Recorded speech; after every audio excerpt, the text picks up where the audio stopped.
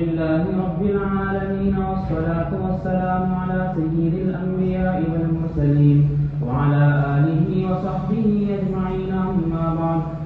وبالسند المتصل منا إلى الشيخ الإمام الهمام الحافظ الحجة أمير المؤمنين في الحديث أبي عبد الله محمد بن إسماعيل بن إبراهيم بن المغيرة بن بردة الجعفي البخاري اليماني رحمه الله تعالى أنه قال: باب قيام ليلة القدر من الإيمان. وبه قال حدثنا أبو اليمان قال أخبرنا شعيب قال حدثنا أبو الزناد عن الأعرج عن أبي هريرة رضي الله عنه قال: قال رسول الله صلى الله عليه وسلم: من يقم ليلة القدر إيمانا واحتسابا غفر له ما تقدم من ذنبه. بسم الله الرحمن الرحيم. الحمد لله رب العالمين والسلام على أشرف الأنبياء وسيد المرسلين وعلى آله وصحبه أجمعين أما بعد. باب قيام ليلة القدر من الإيمان. لیلۃ القدر میں عبادت کرنا ایمان میں سے ہے.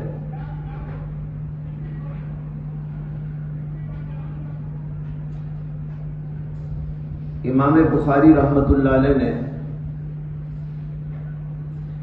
اوپر باب قائم کیا تھا، باب علامت المنافق.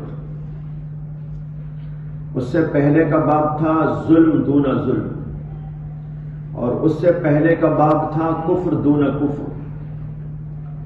ایک کفر بڑا ہوتا ہے اور ایک اس سے چھوٹا، اور ایک ظلم بہت بڑا ظلم ہوتا ہے جس سے آدمی ایمان سے نکل جاتا ہے اور وہ شرک ہے اور کفر ہے.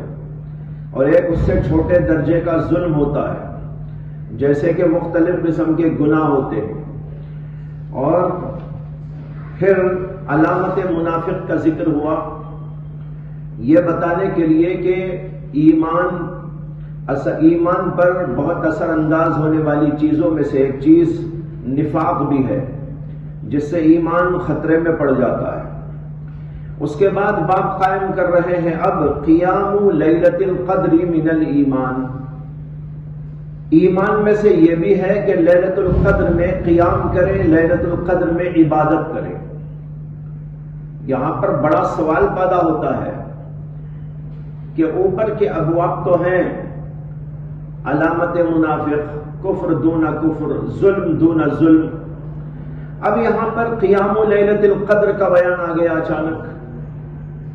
دونوں میں جوڑ کیا ہے؟ دونوں کے اندر مناسبت کیا ہے؟ علامہ عینی نے عمدۃ القاری میں اس سلسلے میں جو لکھا ہے، اور اسی طریقے پر علامہ ابن حجر عسقلانی نے فتح الباری میں جو تحریر کیا ہے، اس کا خلاصہ یہ ہے کہ اصل ابواب جو امام بخاری اوپر سے قائم کرتے چلے آ رہے تھے وہ ہیں امور ایمان کے ابواب.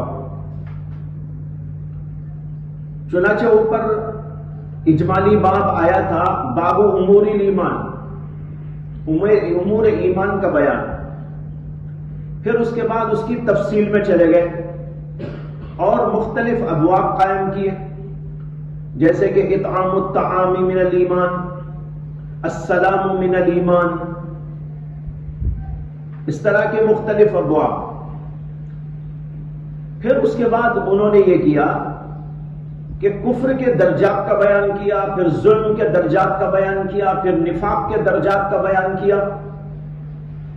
ان ابواب کو لانے کا مقصد یہ تھا کہ جس طریقے پر ایمان کے درجات ہوتے ہیں اور ایمان کے اندر کمی بیشی ہوتی ہے، اسی طریقے پر کفر کے بھی مختلف درجات ہوتے ہیں، اور اسی طرح ظلم کے بھی درجات ہیں، اسی طریقے پر نفاق کے بھی درجات ہیں. یہ ضمنی ابواب تھے، یہ مستقل ابواب نہیں تھے. مستقل ابواب جو اوپر سے چلے آ رہے ہیں وہ امور ایمان کے ابواب ہیں.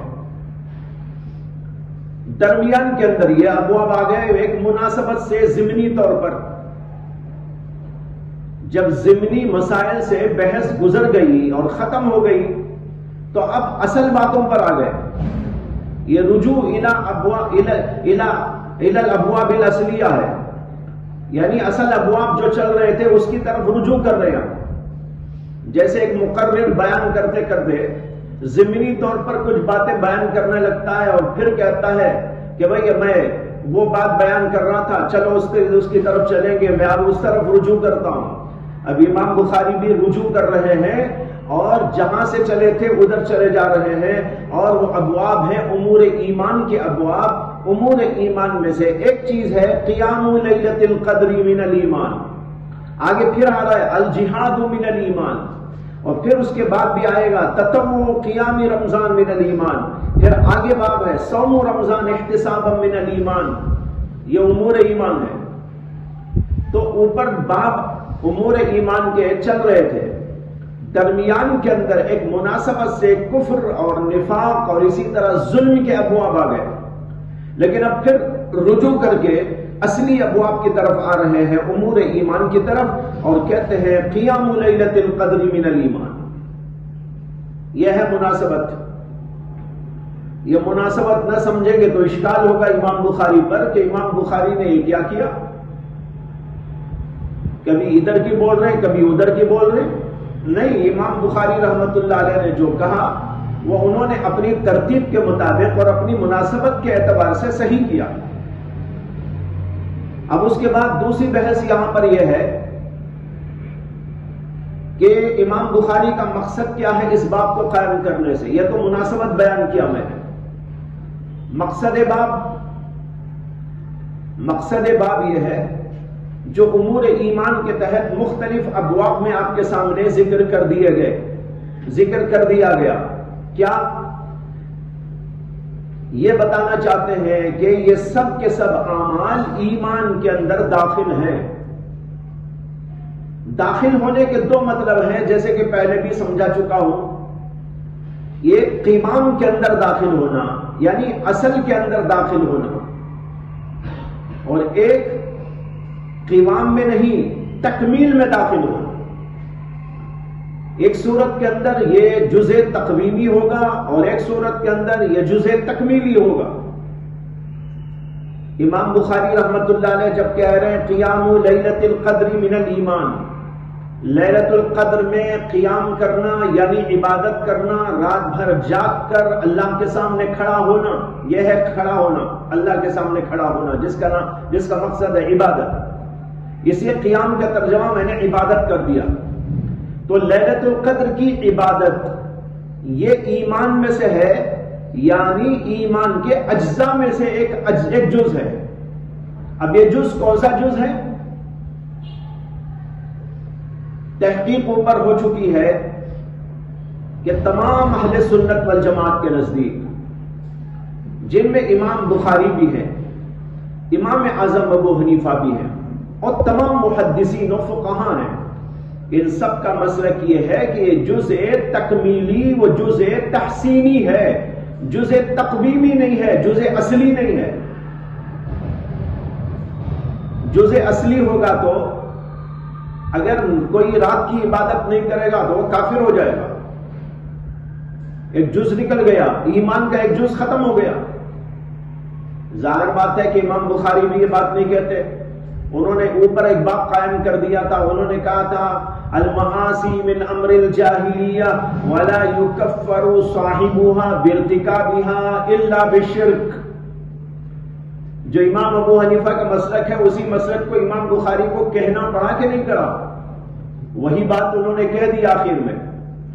اوپر سے تو چلے تھے کوئی اور انداز پر، اگرچہ ان کا نقطہ نظر بھی وہی ہے، لیکن اوپر کے ابواب پڑھتے ہوئے بسا اوقات طالب علم کو سمجھ میں نہیں آتا کہ امام بخاری کیا بولنا چاہتے ہیں، لیکن جب ان کے سارے ابواب پر نظر کی جاتی ہے تو سمجھ میں آتا ہے کہ ان کا مقصد کیا ہے۔ ان کا مقصد یہ ہے کہ ایمان مرکب ہے، ایمان کے اندر مختلف اجزاء ہیں، یہ نماز اس کا جز ہے، یہ قیام لیلۃ القدر اس کا جز ہے، اور لوگوں کو کھانا کھلانا یہ ایمان کا تقاضا ہے۔ اسی طریقے پر اور عبادات اور نیکیاں اور بھلائیاں یہ سب کے سب ایمان کے تقاضے سے ہوتی ہیں، ایمان کے اجزاء ہیں، لیکن ایمان کا جزء اصلی نہیں ہے بلکہ جزء تکمیلی۔ یعنی ایمان کو کمال تک پہنچانے والی چیز ہے۔ اب جو آدمی اپنے ایمان کو کمال تک پہنچانا چاہتا ہے تو اس کو چاہیے کہ وہ عبادتیں کرے، نماز بھی اس کے اندر داخل، زکوٰۃ بھی اس کے اندر داخل، سلام بھی اس کے اندر داخل، لوگوں کو خیر خیرات کرنا بھی اس کے اندر داخل، اور کھانا کھلانا بھی اس کے اندر داخل، اور حسن سلوک بھی اس کے اندر داخل۔ یہ سب کے سب ایمان کو کمال تک پہنچانے والے اجزاء ہیں۔ یہاں پر بھی یہی مقصد ہے امام بخاری کا، من الایمان اے من اجزاء الایمان التکمیلیہ۔ من الایمان کے معنی ہے من اجزاء الایمان التکمیلیہ، اجزاء تکمیلی ایمان کے ہیں۔ ایمان کے اجزاء تکمیلی میں سے یہ بھی ہے کہ لیلۃ القدر کے اندر قیام کرے، عبادت کرے، رات بھر جاگے اور اللہ کو خوش کرنے کی کوشش کرے۔ یہ ہے بھائی مقصد۔ اس سے مرجیہ کا رد ہو گیا جو کہتے ہیں کہ ایمان لانے کے بعد کسی عبادت کی ضرورت نہیں،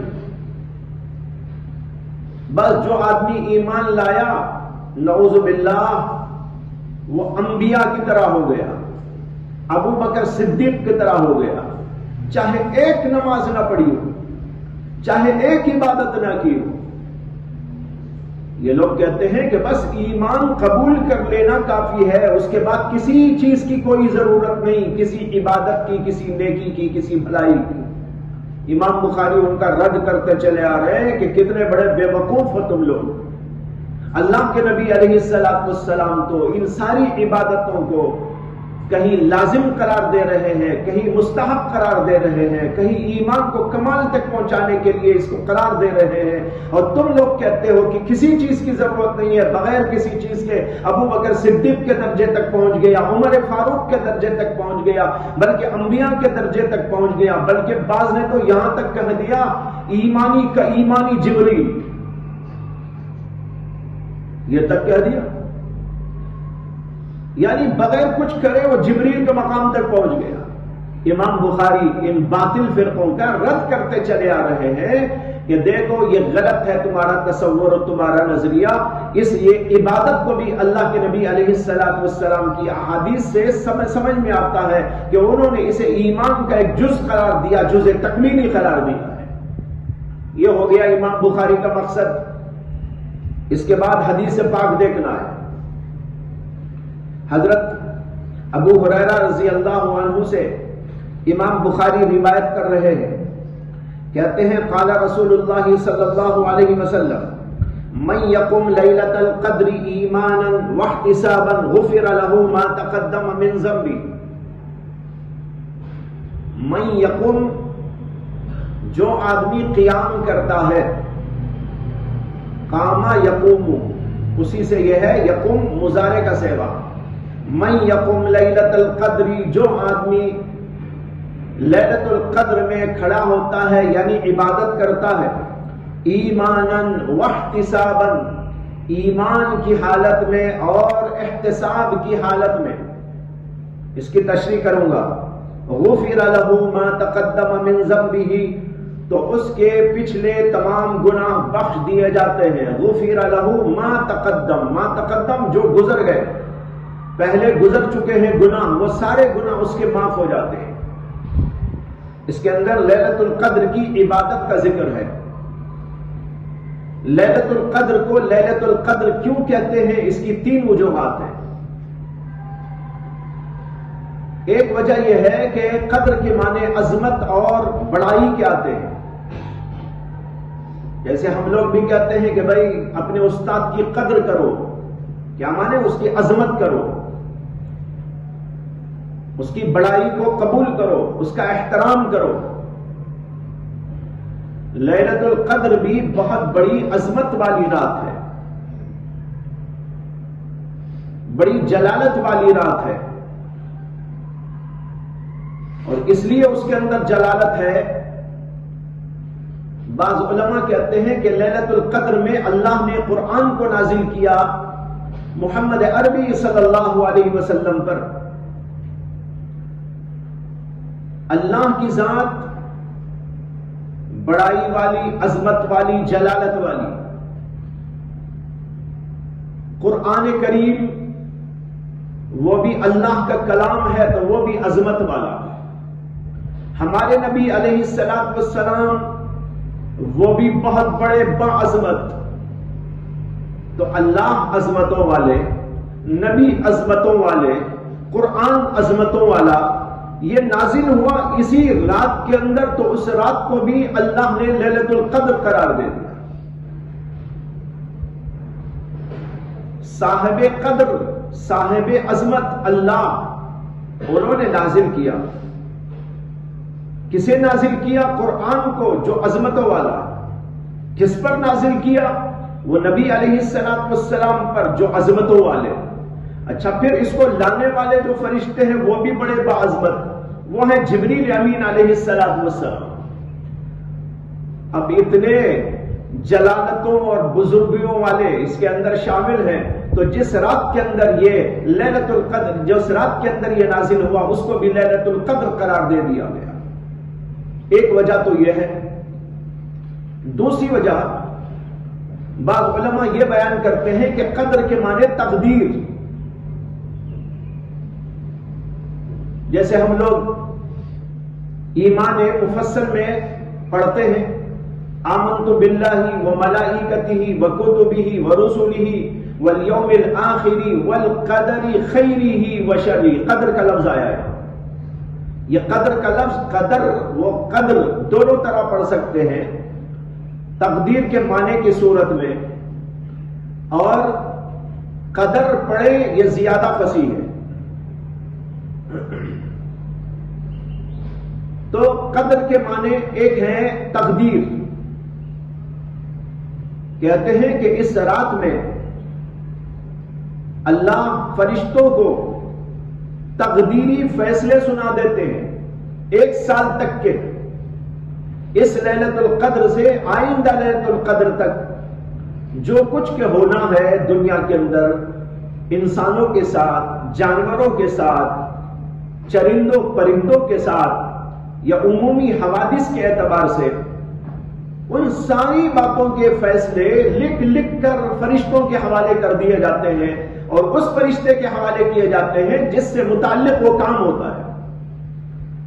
جیسے اسرائیل علیہ السلام کو روحوں کے قبض کرنے کی ذمہ داری ہے، تو ان کو دے دیا جائے گا کہ اس 1 سال کے اندر کس کس کی روح کب کب قبض کرنا ہے، کب کب بھی بتا دیا جائے گا. کس کی روح قبض کرنا ہے وہ بھی بتا دیا جائے گا، ٹائمنگ بھی بتا دیا جائے گا، اور اسی کے ساتھ یہ بھی بتا دیا جائے گا کہ روح کہاں قبض کرنی ہے. جیسے ایک قصہ لکھا ہے حضرت سیدنا سلیمان علیہ السلام کا، کہ حضرت سلیمان علیہ السلام کی دوستی تھی حضرت اسرائیل علیہ السلام سے. وہ آتے جاتے رہتے تھے، پیغمبر تھے، تو اسرائیل علیہ السلام سے ان کی دوستی تھی، آنا جانا ہوتا رہتا تھا. ایک بار حضرت سلیمان علیہ السلام کی خدمت میں حضرت اسرائیل علیہ السلام آئے، تو وہاں پر ایک شخص بیٹھے ہوئے تھے. اسرائیل علیہ السلام ان کو گھور گھور کے دیکھنے لگے. اب اس بیچارے کی حالت کیا ہوئی ہوگی؟ وہ دیکھنے لگا کہ بھائی اسرائیل علیہ السلام تو مجھے گھور گھور کے دیکھ رہے ہیں، پتہ نہیں روح قبض کرنا چاہتے ہیں. بیچارہ ڈر گیا. جو اللہ والے ہوتے ہیں وہ تو ڈرتے نہیں ہیں، وہ تو شوق کرتے ہیں کہ کب روح نکلے گی اور اللہ سے ملاقات ہوگی. جیسے روایتوں میں آتا ہے کہ حضرت سیدنا ابو ہریرہ رضی اللہ تعالی عنہ ایک بار بیٹھے ہوئے تھے، ایک آدمی دوڑتا ہوا جا رہا تھا. تو انہوں نے پوچھا کہ بھائی کہاں جا رہے ہو؟ کہا کہ بازار جا رہا ہوں، کچھ خریدنا ہے. حضرت ابو ہریرہ نے کہا کہ دیکھو اگر کہیں موت بکتی ہو تو ابو ہریرہ کے لیے ایک عدد خرید کے لے آنا. یہ ذکر کیا ہے علامہ سیوطی رحمت اللہ علیہ نے اپنی کتاب میں، جس کا نام ہے شرح الصدور فی احوال الموتى والقبور. شرح الصدور فی احوال الموتى والقبور، اس کتاب کے اندر اس کا حوالہ موجود ہے. حضرت سیدنا بلال حبشی رضی اللہ تعالی عنہ کو آخری زمانے کے اندر طاعون کی گلٹی نکل آئی تھی، طاعون کی بیماری لگ گئی تھی، بہت تکلیف میں تھے، اور ان کی بیوی ان کے سرہانے بیٹھ کر تسلی دے رہی تھی کہ آپ کو کچھ نہیں ہوگا، آپ کو کچھ نہیں ہوگا۔ انہوں نے کہا کیا کچھ نہیں ہوگا، میں تو جانا چاہتا ہوں۔ تم کیا تسلی دے رہی ہو، میں یہاں تھوڑا ہی رکنا چاہتا ہوں، میں تو جانا چاہتا ہوں۔ اور کہنے لگے اس لیے جانا چاہتا ہوں کہ یہاں سے جاؤں گا تو میرے پیارے نبی علیہ السلام کی زیارت ہوگی، ملاقات ہوگی۔ تو دیکھو اولیاء اللہ کو تو یہاں سے جانے کا شوق ہوتا ہے۔ ایک بزرگ اپنے ایک شعر کے اندر کہتے ہیں، خرم آروز کے زی منزل ویران بروم، خرم آروز کے زی منزل ویران بروم، کہتے ہیں میں کتنا خوش ہوں گا اس دن جس دن کے اس ویران دنیا سے کوچ کر کے عالم آخرت کی طرف جا رہا ہوں گا۔ اللہ اکبر۔ یہ بلند مقام پر فائز ہونے والے لوگوں کا حال ہوتا ہے۔ اسی لیے قرآن کریم نے یہودیوں کو چیلنج دیا اور کہا، یہودی کہتے تھے کہ ہم اللہ کے دوست ہیں، ہماری اور اللہ کی دوستی ہے اور رشتہ داری ہے، ہم اللہ کے بیٹے ہیں، یہ کہتے تھے یہودی لوگ۔ اللہ تعالیٰ نے ان کو چیلنج کیا اور قرآن میں فرمایا کہ اے یہودیوں، اگر تم یہ سمجھتے ہو کہ تم اللہ کے دوست ہو تو موت کی تمنا کر کے دکھاؤ، فتمنوا الموت ان کنتم صادقین۔ اگر تم سچے ہو اپنے اس دعوے کے اندر کہ تم اللہ سے محبت رکھتے ہو اور اللہ سے تمہاری دوستی ہے، تو دوستی کا تقاضا یہ ہوتا ہے کہ تم اللہ سے ملنے کا شوق کرو، اور ملنے کا شوق پورا کب ہوگا؟ جب موت آئے گی اور موت کا پل پار کرو گے تو اللہ کی زیارت ہوگی، ملاقات ہوگی۔ تو لہذا تمنا کرو موت کی۔ تو معلوم ہوا موت کی تمنا کرنا اللہ کے دیدار کے لیے، اللہ سے ملاقات کے لیے، آخرت کے لیے اور وہاں کی نعمتوں میں جانے کے لیے، یہ اولیاء اللہ کا وتیرہ ہے، طریقہ ہے۔ یہی ہے، سمجھ لیجئے، ایک ہے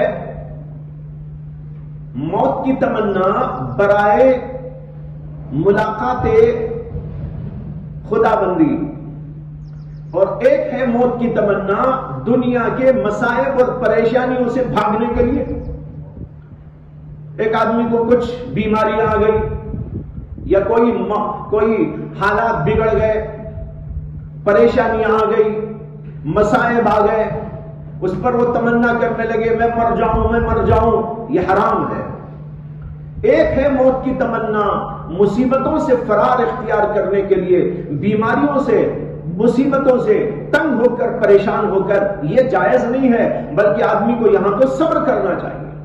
اور ایک ہے اللہ سے ملاقات کے شوق کے لیے آدمی موت کی تمنا کرے، یہی موت کی تمنا اس آیت کے اندر مراد ہے، فَتَمَنَّوُا الْمَوْتَ إِن كُنتُمْ صَادِقِينَ۔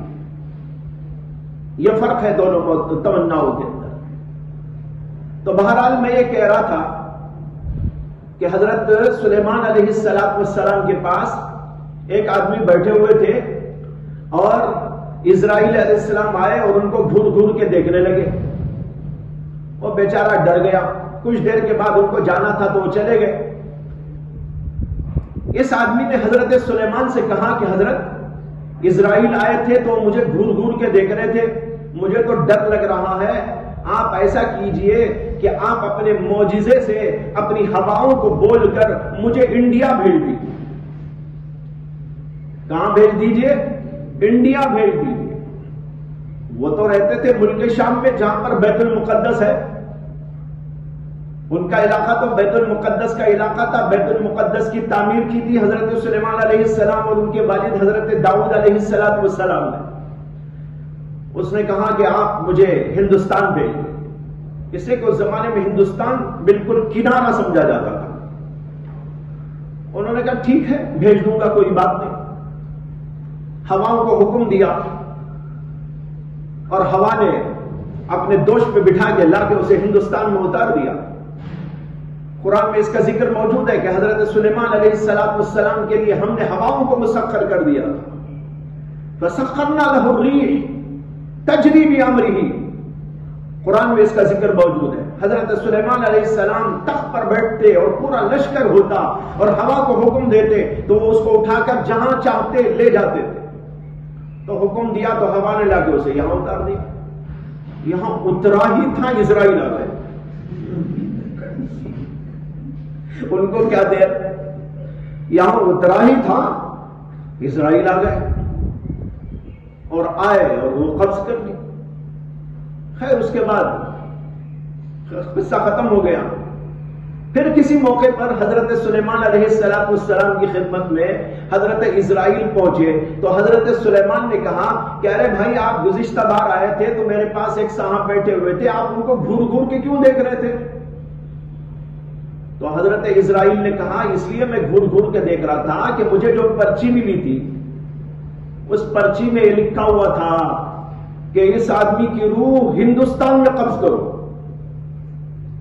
اب میں سوچ رہا تھا کہ وقت تو قریب آ گیا ہے, یہ یہاں بیٹھا ہے, میں کیسے روح قبض کروں اس کی ہندوستان میں. اب اس زمانے میں ہندوستان آنا کوئی معمولی بات تھی؟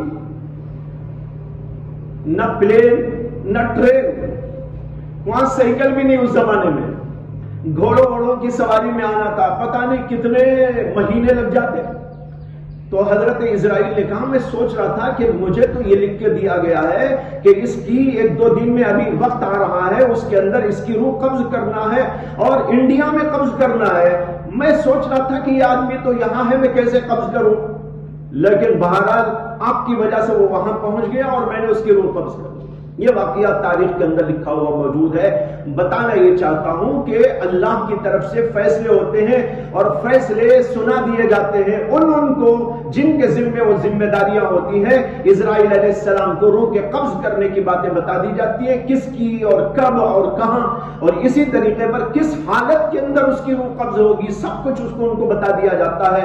رزق کے فیصلے کر دیے جاتے ہیں, پیدائش کے فیصلے کر دیے جاتے ہیں اور بیماریوں کے فیصلے کر دیے جاتے ہیں, حوادث زمانہ کے فیصلے کر دیے جاتے ہیں. سیلاب آئے گا اور یہ ہوگا, زلزلہ آئے گا, فلاں جگہ پر یہ حالات پیدا ہو جائیں گے, سیاسی حالات اور قسم کے حالات, سب کچھ بتا دیا جائے گا.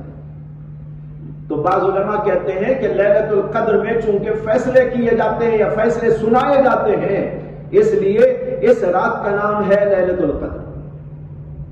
اس کی ایک تیسری وجہ ہے جو بڑی عجیب و غریب ہے.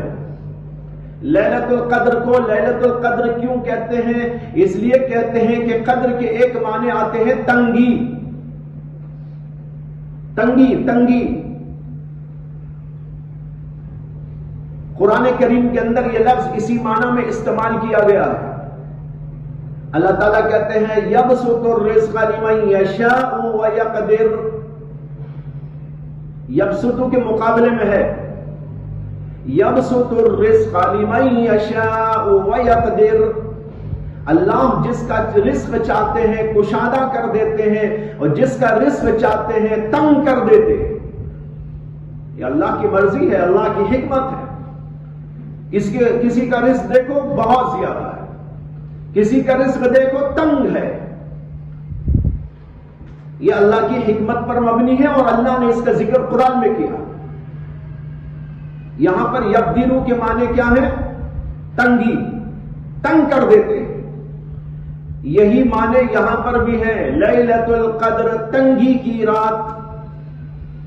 اب آپ کو اشکال ہوگا کہ لیلۃ القدر میں تنگی کیا ہے؟ وہاں تو اللہ کی نعمتیں برستی ہیں, رحمتیں برستی ہیں, سلامتیاں نازل ہوتی ہیں. اس کو تنگی کی رات کیوں کہتے ہیں؟ اس کی وجہ یہ بیان کی گئی ہے کہ لیلۃ القدر میں سدرۃ المنتہا کے رہنے والے فرشتے زمین پر آتے ہیں اور اتنی بڑی تعداد میں وہ فرشتے دنیا میں آتے ہیں کہ زمین تنگ ہو جاتی ہے.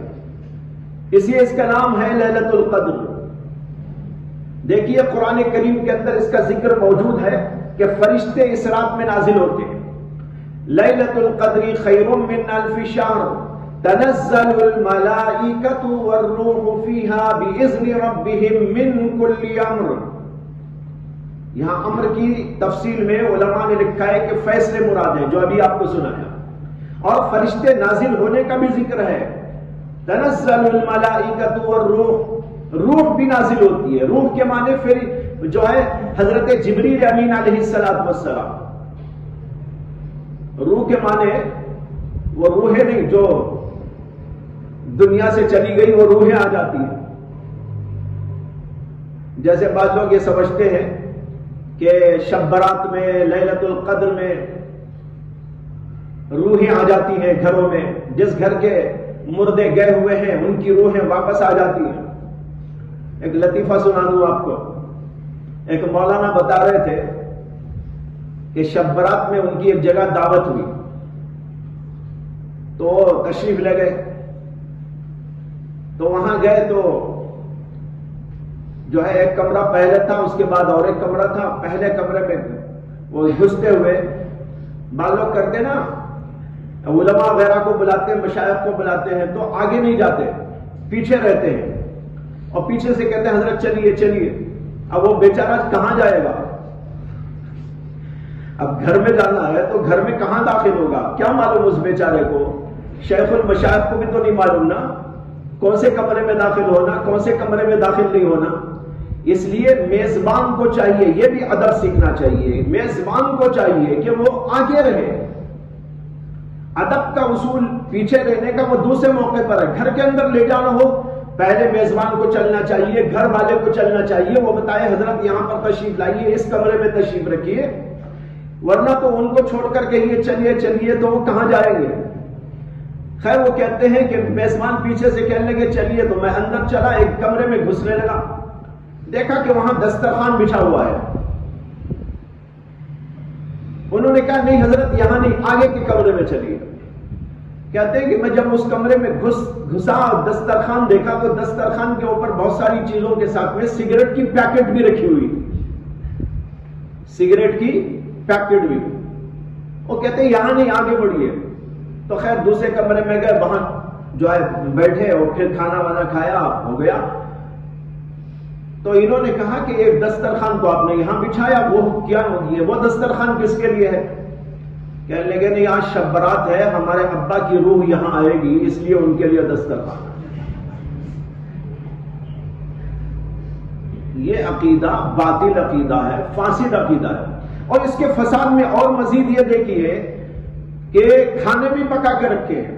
چلو اگر روح آتی بھی ہے تو وہ آ کر کیا دنیا کے کھانے کھائے گی؟ اب وہ جنت کے کھانے، جنت کی نعمتوں سے نکل کر دنیا کے کھانے کیوں کھانے آئے گی؟ اور پھر مزید یہ کہ انہوں نے کہا، انہوں نے پوچھا مولانا نے کہ یہ سگریٹ کی پیکٹ بھی دسترخوان پر، ہم نے تو کسی دسترخوان پر آج تک ایسا نہیں دیکھا. انہوں نے کہا نہیں ہمارے ابا کو جو جو پسند تھا وہ ہم نے پکا کے رکھا ہے، سگریٹ بھی ان کو بہت پسند تھا اس لیے وہ بھی رکھ دیا. لا حول ولا قوت الا باللہ. سگریٹ تو ویسے بھی جو ہے گندی چیز ہے اور بہت ہی بری چیز ہے. وہ رکھ رہے کس کے لیے؟ جو دنیا سے چلا گیا اور جس کے بارے میں خیال ہے کہ وہ جنت کی نعمتوں پہ ہوگا، وہ آ کے یہاں ایک کھائے گا. تو بھائی یہ روح مراد نہیں ہے.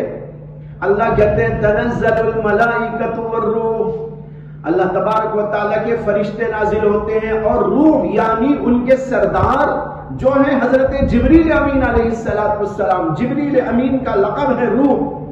روح القدس بھی ان کو کہتے ہیں، روح الامین بھی ان کو کہتے ہیں. قرآن میں جگہ ہے نزل بہ روح الامین، قرآن کو لے کر نازل ہوئے روح الامین یعنی جبریل امین علیہ السلام. تو بہرحال اس سے معلوم ہوا کہ فرشتے نازل ہوتے ہیں اور اتنی بڑی کثرت کے ساتھ تعداد میں نازل ہوتے ہیں کہ زمین تنگ ہو جاتی ہے. اس لیے اس کا نام ہے لیلۃ القدر. یہ تین وجوہات ہیں لیلۃ القدر کو لیلۃ القدر کہنے کے. اب یہ حدیث سمجھنے کی ہے کہ اس حدیث کے اندر فرمایا گیا من یقم لیلۃ القدر، جو آدمی لیلۃ القدر میں کھڑا ہوگا یعنی عبادت کرے گا. دیکھو قیام کے معنی عبادت کے ہیں، یہ عام طور پر استعمال ہوتا ہے. قیام رمضان، قیام اللیل، رات میں کھڑا ہونا.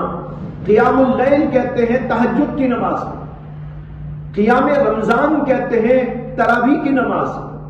یہاں پر قیام لیلۃ القدر کا ذکر آیا ہے جس کے معنی لیلۃ القدر کی عبادت. قیام کا لفظ اس لیے استعمال کرتے ہیں، قیام جو لفظ ہوتا ہے یہ عام طور پر جد و جہد کے معنی میں آتا ہے. جیسے آپ کہتے ہیں بھائی فلاں کام کے لیے کھڑے ہو جاؤ، کیا معنی؟ فلاں کام کے لیے تیار ہو جاؤ. کھڑے ہونے کے معنی تیار ہو جانا، مستعد ہو جانا. یہی مطلب یہاں پر ہے لیلۃ القدر کا قیام، یعنی لیلۃ القدر کی عبادت کے لیے آدمی مستقل طور پر مستعد ہو جائے، تیار ہو جائے. تو جو آدمی یہ عبادت کرے گا ایمانا واحتسابا، ایمان کے ساتھ اور احتساب کے ساتھ. ایمانا و احتسابا میں بعض علماء کی تحقیق یہ ہے کہ یہ ایمانن اور احتسابن مفعول لہو ہے. مفعول لہو، مفعول لہو ہونے کی صورت میں اس کا ترجمہ ہوگا جو آدمی لیلۃ القدر کا قیام کرے گا ایمان کی وجہ سے اور احتساب کی وجہ سے. لہو کا یہی ترجمہ ہوگا نا مفعول لہو کا. جیسے آپ کہتے ہیں ضربتہ تعدیبا، میں نے اس کی پٹائی کی ادب سکھانے کے لیے.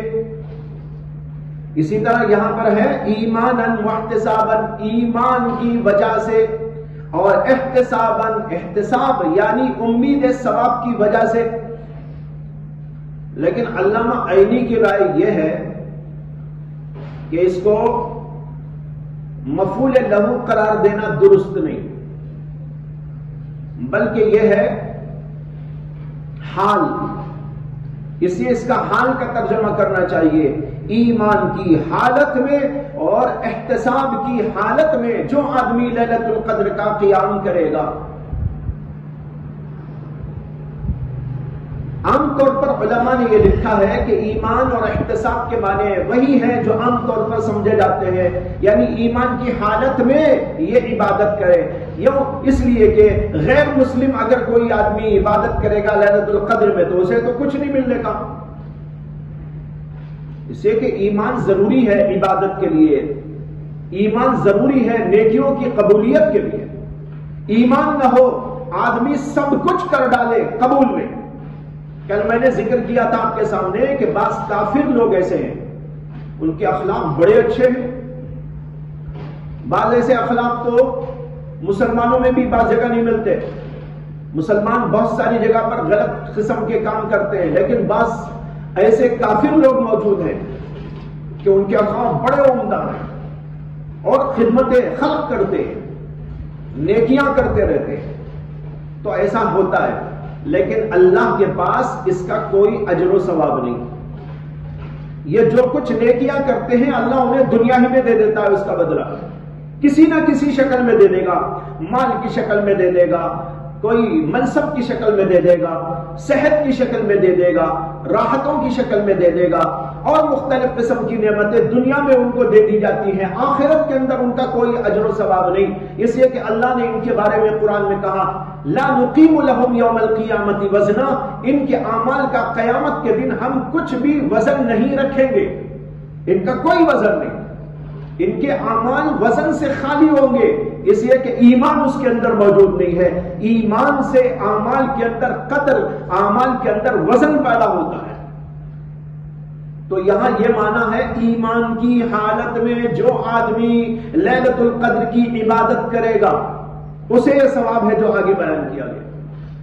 اور احتساباً کے معنی ہے امید ثواب، ثواب کی امید رکھتے ہوئے، اور اس کا مقصد ہے اخلاص. احتساب کے معنی ہوئے اخلاص، یعنی وہ کچھ دنیا نہیں چاہتا، دنیا کی شہرت نہیں چاہتا، دنیا کی نعمت اس سے مقصود نہیں ہے. اسے مقصود ہے آخرت کا ثواب، کہ اللہ خوش ہو جائے اور مجھ کو اجر و ثواب اللہ عطا فرمائے. اس کی نیت یہ ہو تو اللہ کے نبی علیہ السلام کہتے ہیں غفر لہ ما تقدم، اس کے پچھلے تمام گناہ بخش دیے جاتے ہیں. یہ ہے عام علماء نے جو تفسیر کی اس کا بیان. ایمان میں احتساب میں تشریح ہے. لیکن علامہ شبیر احمد عثمانی رحمہ اللہ نے یہ فرمایا کہ یہاں اتنا ہی مراد نہیں ہے کہ آدمی ایمان کی حالت میں اور امید ثواب سے یہ کام کر لے. وہ کہتے ہیں معاملہ ذرا اس سے آگے بھی ہے. وہ یہ ہے کہ عبادت کرتے ہوئے ایمان اور احتساب اسے محرک بنا، اس میں تحریک پیدا کر دے،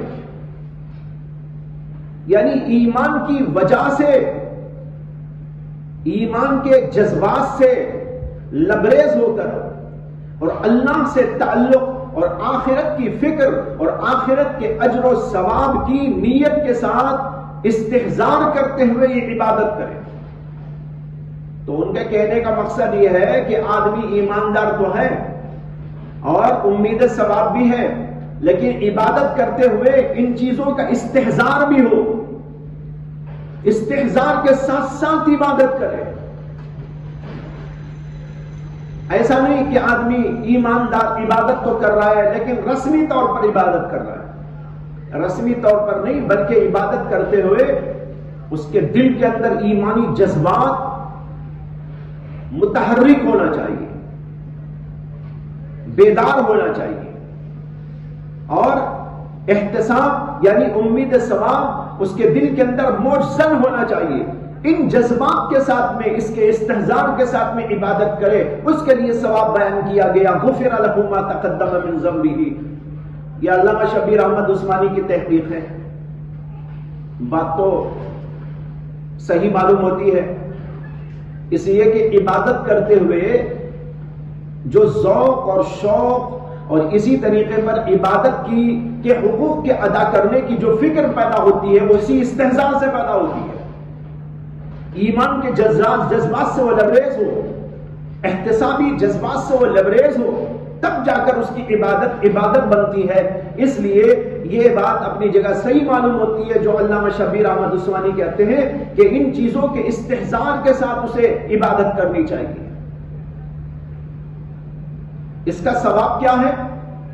کہتے ہیں غفر لہ ما تقدم من ذنبہ، اس کے پچھلے تمام گناہ بخش دیے جاتے ہیں۔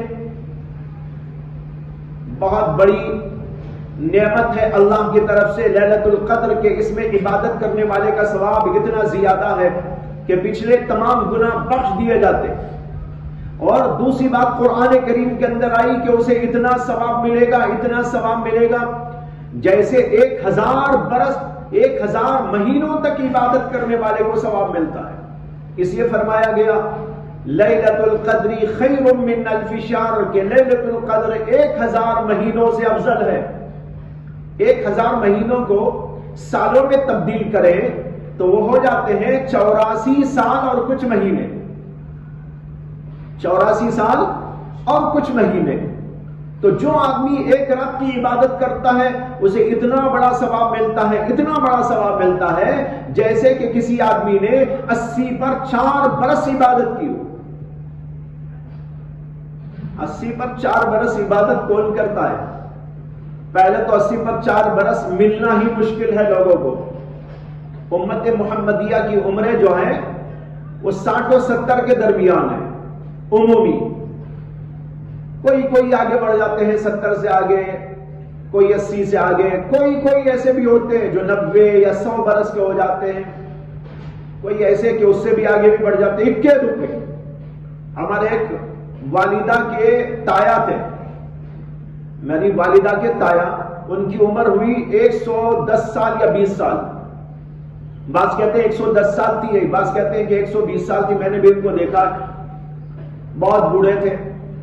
ہم لوگوں کو بٹھا کر وہ اپنے زمانے کے حالات اور واقعات اور اس زمانے کی چیزیں سنایا کرتے تھے، اور کہتے تھے کہ میری تنخواہ جو 1 روپیہ تھی، کہتے تھے کہ میری تنخواہ 1 روپیہ تھی، وہ 1 روپیہ لے کر ماہانہ راشن لانے کے لیے جاتے تھے، اور وہ بیل گاڑیاں ہوتی تھی، بیل گاڑیاں، ان میں بیل گاڑی بھر کر راشن آتا تھا 1 مہینے کا، 1 روپے میں پیسے پھر بھی بچتے تھے۔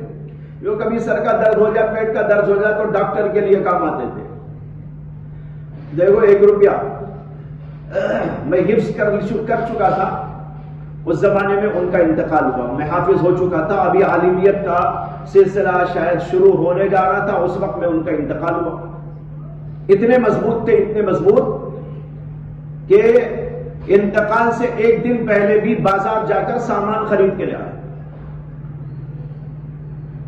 اور چل کے جاتے تھے، چل کے آتے تھے، کوئی اور سواری نہیں۔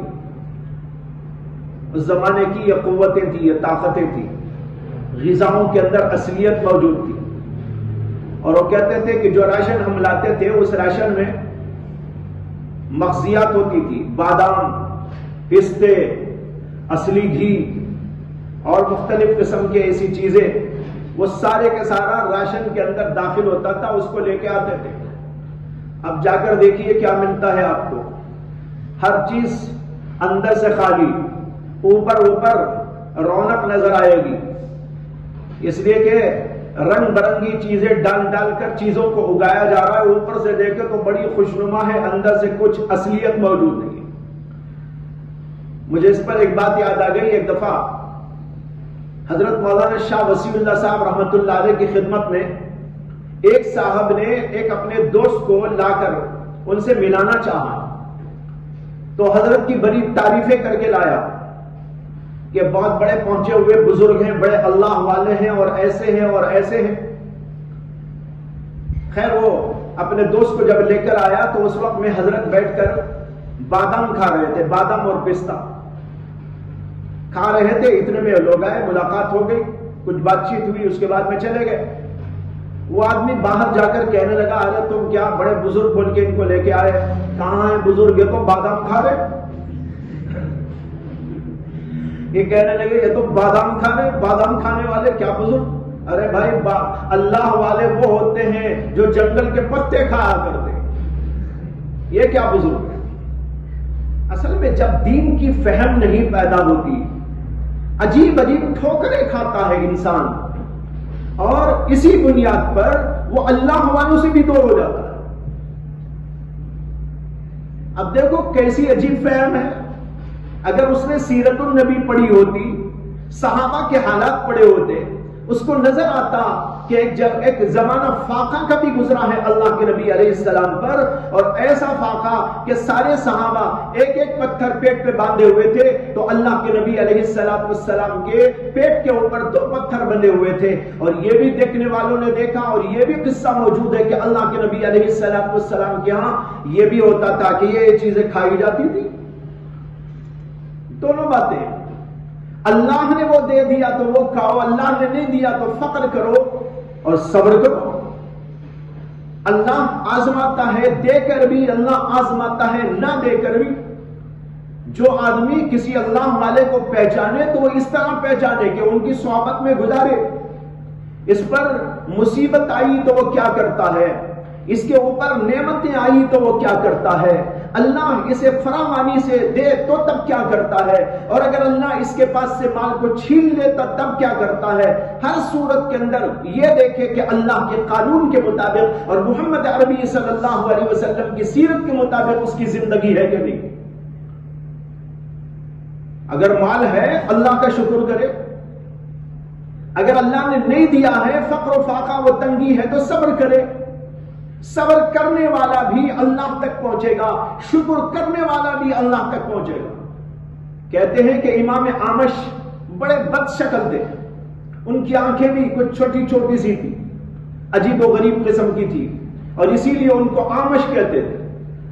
ان کا نام ہے مہران بن سلیمان یا سلیمان بن مہران،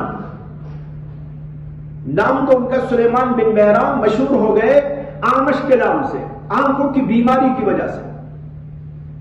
شکل بھی ان کی کوئی اچھی نہ تھی، لیکن ان کو جو بیوی ملی تھی وہ دنیا کی حسیناؤں میں سے ایک حسین تھی، انتہائی حسین و جمیل۔ ایک بار امام اعمش تشریف لائے، زندگی گزر رہی تھی، بڑھاپے کا عالم تھا۔ ایک دن اپنی بیوی کے ساتھ بیٹھے کھانا کھائے، کھانا کھاتے ہی انہوں نے کہا اپنی بیوی سے کہ میرے ذہن میں ایک بات آ رہی ہے۔ کہا کہ فرمائیے کیا ہے؟ تو کہنے لگے کہ میرے دل میں یہ بات آتی ہے کہ میں بھی جنتی اور تم بھی جنتی۔ ان کی بیوی نے ازراہ ناس کہا کیا تمہارے اوپر بھی وحی آنی شروع ہو گئی؟ ارے بیوی تو مذاق کر لیتی ہے، اسے حق بھی ہے بول لے۔ تو کہنے لگی کہ کیا تمہارے اوپر بھی وحی آنی شروع ہو گئی؟ کہنے لگے کہ بیگم بات یہ ہے کہ اللہ نے تمہیں انتہائی حسین و جمیل بنایا، دنیا کی حسیناؤں میں سے ایک، اور مجھے اللہ نے بد شکل بنایا، لیکن اللہ کی حکمت کہ تمہارا اور میرا جوڑا بنا دیا، کہاں تمہاری جیسی حسین اور کہاں میرے جیسا بد شکل، لیکن اللہ کی حکمت سے ہم دونوں ایک جگہ جڑ گئے اور زندگی گزرتے گزرتے بڑھاپے کے عالم کو پہنچ گئے۔ آج میرے دل میں بات آئی کہ میں جب تم کو دیکھتا ہوں تو اللہ کا شکر ادا کرتا ہوں کہ کیسی حسین بیوی اللہ نے مجھ جیسے انسان کو دی، اور میرا دل جذبات شکر سے لبریز ہو جاتا ہے، اور میرا خیال ہے کہ جب تم مجھے دیکھتی ہوگی تو تم کو یہ احساس ہوتا ہوگا کہ میں انتہائی بد شکل آدمی تمہارے نکاح میں یا تم میرے نکاح میں، تو تم کو صبر کرنا پڑتا ہوگا۔ تو میں شکر کرتا ہوں آیا اب تک بھی، اب بھی کر رہا ہوں، اور تم صبر کرتے ہوئے پوری زندگی میرے ساتھ میں ایسا نباہ کرتے ہوئے آ رہی ہے کہ مجھے کوئی تکلیف کوئی پریشانی نہیں، تو ایسا اندازہ ہے کہ تم صبر کا دامن تھامے ہوئے ہو، اور میں شکر کے جذبات سے لبریز ہوں، اور جو شکر کرتا ہے وہ بھی جنتی ہوتا ہے، اور جو صبر کرتا ہے وہ بھی جنت میں جاتا ہے۔ تو دیکھو بھائی، حالات اللہ لاتے ہیں، شکر کے حالات، صبر کے حالات، تنگی کے حالات صبر کرنے کے لیے، اور نعمتوں کے حالات شکر کرنے کے لیے، دونوں حالتوں میں اللہ کا حق ادا کریں۔ ایک بزرگ کی بات یاد آ گئی، انہوں نے کہا کہ انسان کے اوپر بیک وقت 4 حالتوں میں سے 2 حالتیں ہوتی۔ پہلے 4 حالتیں دیکھ لو کیا حالتیں ہیں۔ ایک حالت نعمت کی، ایک حالت مصیبت کی، ایک حالت معصیت کی، ایک حالت طاعت کی۔ 4 حالتیں، مصیبت کی حالت، نعمت کی حالت، ان 2 میں سے آدمی پر کوئی نہ کوئی حالت رہے گی، یا تو مصیبت کی حالت ہوگی یا نہیں تو نعمت کی حالت ہوگی۔ مثلا صحت اللہ نے دی ہے، نعمت کی حالت، صحت چھن گئی، بیماری آ گئی، مصیبت کی حالت، 2 میں سے ایک تو ہوگی۔ اب آپ لوگ بیٹھے ہوئے ہیں ماشاءاللہ، سب کے سب ہم یہاں بیٹھے ہوئے ہیں، نعمتوں کی حالت میں بیٹھے ہوئے ہیں، آنکھ کام کر رہی ہے، زبان کام کر رہی ہے، ہاتھ پیر کام کر رہے ہیں، دماغ کام کر رہا ہے، اٹھنے بیٹھنے چلنے پھرنے کھانے پینے ان سب کی اللہ نے سہولتیں دے دی ہیں، نعمتیں دے دی ہیں، یہ نعمتوں کی حالت ہے۔ کبھی بیماری آ جائے، فقر فاقہ آ جائے، کچھ ملنے کی چیز نہ ملے تو یہ مصیبت کی حالت ہو جاتی ہے، 2 میں سے ایک تو ضرور ہوتی ہے۔ اسی طریقے پر معصیت اور طاعت میں سے کوئی ایک حالت پر انسان ہوتا ہے، یا تو نعمت طاعت یعنی نیکی کرنے پہ لگا ہوگا، اگر نیکی نہیں تو کوئی برائی میں لگا ہوگا، معصیت میں لگا ہوگا۔ ہم لوگ بیٹھے ہیں، اللہ کا کتنا بڑا شکر ہے کہ طاعت میں لگے ہوئے ہیں، اللہ کے نبی علیہ السلام کی حدیث پڑھنے میں پڑھانے میں لگے ہوئے ہیں، اس کی تشریح کرنے میں کرانے میں لگے ہوئے ہیں، سننے میں لگے ہوئے ہیں۔ اللہ نے یہاں پر بٹھا دیا، یہ نعمت دی ہے اللہ نے ہم کو، اس کا نام ہے طاعت کی حالت۔ اور کچھ لوگ ایسے بھی ہوں گے، کوئی شراب پیتا ہوگا، کوئی زنا کاری میں ہوگا، کوئی اور برائی میں ہوگا، وہ اس کے لیے دوسری حالت ہے۔ تو علماء کہتے ہیں 4 حالتوں میں سے 2 حالتیں انسان پر ایک وقت میں ضرور ہوتی ہیں۔ نعمت کی حالت و مصیبت میں سے ایک حالت ضرور ہوگی۔ اگر نعمت کی حالت ہے تو شکر کرو، مصیبت کی حالت ہے تو صبر کرو۔ اور پھر معصیت اور طاعت کی 2 حالتوں میں سے ایک حالت پر ہوں گے۔ اگر حالت طاعت پر ہیں تو پھر استبشار ہو، اور اگر حالت معصیت پر ہو استغفار ہو۔ استبشار، استغفار۔ استبشار اس کے معنی ہے دل میں فرحت، خوشی، یعنی شکرانے میں اللہ سے خوش ہو جانا کہ اللہ آپ کا کتنا بڑا شکر ہے کہ آپ نے مجھے اپنے دربار میں آنے کی اجازت دے دی، آپ نے مجھے قرآن پڑھنے کی توفیق دے دی، آپ نے مجھے حدیث پڑھنے کی توفیق دے دی، آپ نے مجھے ذکر کی توفیق دے دی۔ یہ اللہ کی اس نعمت کے اوپر استبشار ہونا چاہیے۔ اور اگر خدا نخواستہ معصیت پر ہو گئے تو وہاں پر استغفار کرو، یعنی اللہ سے معافی چاہو، رو اور گڑ گڑاؤ۔ جو آدمی اس طرح رہے گا وہ آدمی اللہ کے حکم کے مطابق ہے۔ اگر نعمت کھا کر ناشکری کرے، مصیبت کی حالت میں بے صبری کا مظاہرہ کرے، طاعت کی توفیق مل جائے، استبشار کی جگہ استکبار میں مبتلا ہو جائے۔ استکبار کیا ہے؟ تکبر۔ ارے میں تو ایسا تہجد گزار، میں تو اتنا وظیفہ پڑھنے والا، میں تو ایسا اور ویسا، ڈبل پیسہ۔ اگر یہ آ گیا اور گناہ کرنے کے بعد بجائے ندامت اور استغفار کے اس پر خوشی و فرحت ہونے لگی اور اترانے لگا، سمجھو کہ وہ غارت ہو گیا۔ وہ غارت ہو گیا، اس کی سب کچھ کی ہوئی چیزیں اکارت چلی گئی۔ یہ چیزیں یاد رکھنے کی ہیں، بہت ہی قیمتی ہے۔ یہ 4 باتیں جو عرض کی گئی اس وقت میں، یاد رکھو زندگی کے اندر کامیابی کے اصول ہیں۔ ہو سکتا ہے انسان کبھی گناہ میں مبتلا ہو جائے، کیا کرنا چاہیے؟ فوراً استغفار، فوراً ندامت، فوراً اللہ کے دربار میں آنا، گڑ گڑانا اور پلانا، اور اس طریقے پر آگے بڑھنا۔ یہ ہے ترقی کے زینے، ترقی کے 4 زینے اس کو کہہ لیجئے جو عرض کیے گئے۔ بہرحال میں کہہ رہا تھا غفر لہ ما تقدم من ذنبہ، اللہ کے نبی علیہ السلام فرماتے ہیں کہ اس آدمی کے لیے جو ایسی عبادت کرتا ہے، گناہ کی بخشش کا وعدہ ہے کہ اس کے سب پچھلے گناہ معاف کر دیے جاتے ہیں۔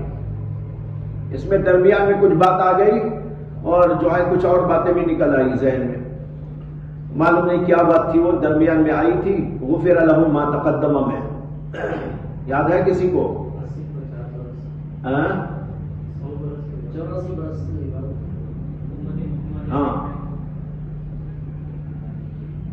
100 برس کی عبادت۔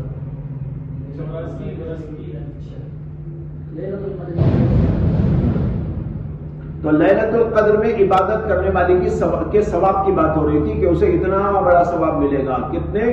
80 پر 4 برس۔ 80 پر 4 برس کی عبادت کرنے والے کو جتنا ثواب، 1 رات کی عبادت والے کو اتنا ثواب وہ، اور اس کے ساتھ پچھلے تمام گناہ بخش دیے گئے۔ اب کیا چاہیے بھائی؟ کتنا بڑا عظیم تحفہ مل گیا اللہ کی طرف سے، پچھلے گناہ معاف۔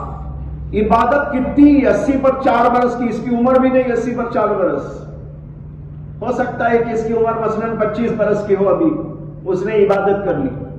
کسی کی عمر ابھی 50 برس ہے، اس نے عبادت کر لی، اور اسے ثواب کتنا مل رہا ہے؟ 80 پر 4 برس عبادت کرنے کا ثواب، وہ بھی اس طرح کے لگاتار صبح شام 24 گھنٹے اللہ کی عبادت 80 پر 4 برس کرے تو کتنا ثواب ملے گا؟ اتنا ثواب ملے گا لیلۃ القدر میں عبادت کرنے والے۔ اللہ اکبر! یہ عظیم الشان تحفہ، یہ تحفہ تو صرف امت محمدیہ کو دیا گیا ہے، کسی اور امت کو نہیں دیا گیا۔ یہ صرف اللہ کے نبی علیہ السلام کے طفیل میں اور صدقے میں امت محمدیہ کو اتنا بڑا عظیم الشان تحفہ ملا ہے۔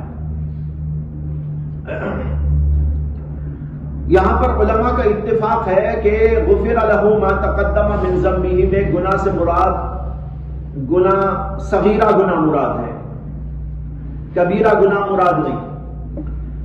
صغیرہ گناہ معاف ہو جاتے ہیں عبادت کے کرنے سے، اور اس عبادت کے علاوہ بھی مختلف عبادتوں سے، وضو کرنے سے معاف ہو جاتے ہیں، 5 وقتہ نماز پڑھنے سے معاف ہو جاتے ہیں، جمعہ کی نماز پڑھنے سے 1 ہفتے کے گناہ معاف ہو جاتے ہیں۔ جب آدمی وضو کرتا ہے تو وضو کے اعضاء سے گناہ جھڑ جاتے ہیں، جو اس وقت کیا ہوا ہے وہ گناہ۔ مثلا کوئی گناہ کر کے آیا ہوا ہے تو جو گناہ ہے وہ گر جائے گا۔ اور نماز جب پڑھتا ہے فرض نماز، تو فرض نماز سے پہلے کی نماز تک جتنے گناہ ہیں وہ جھڑ جائیں گے۔ مثلا فجر کی نماز پڑھنے کے بعد ظہر کی نماز پڑھے گا تو فجر و ظہر کے درمیان میں جو گناہ ہو گیا یعنی صغیرہ گناہ وہ معاف ہو جائے گا۔ عصر کی نماز پڑھے گا تو ظہر عصر کے درمیان کے جو گناہ ہیں وہ معاف ہو جائے گے، اور جمعہ کی نماز پڑھے گا تو ایک ہفتے کے درمیان جو گناہ ہوئے وہ معاف ہو جائیں گے۔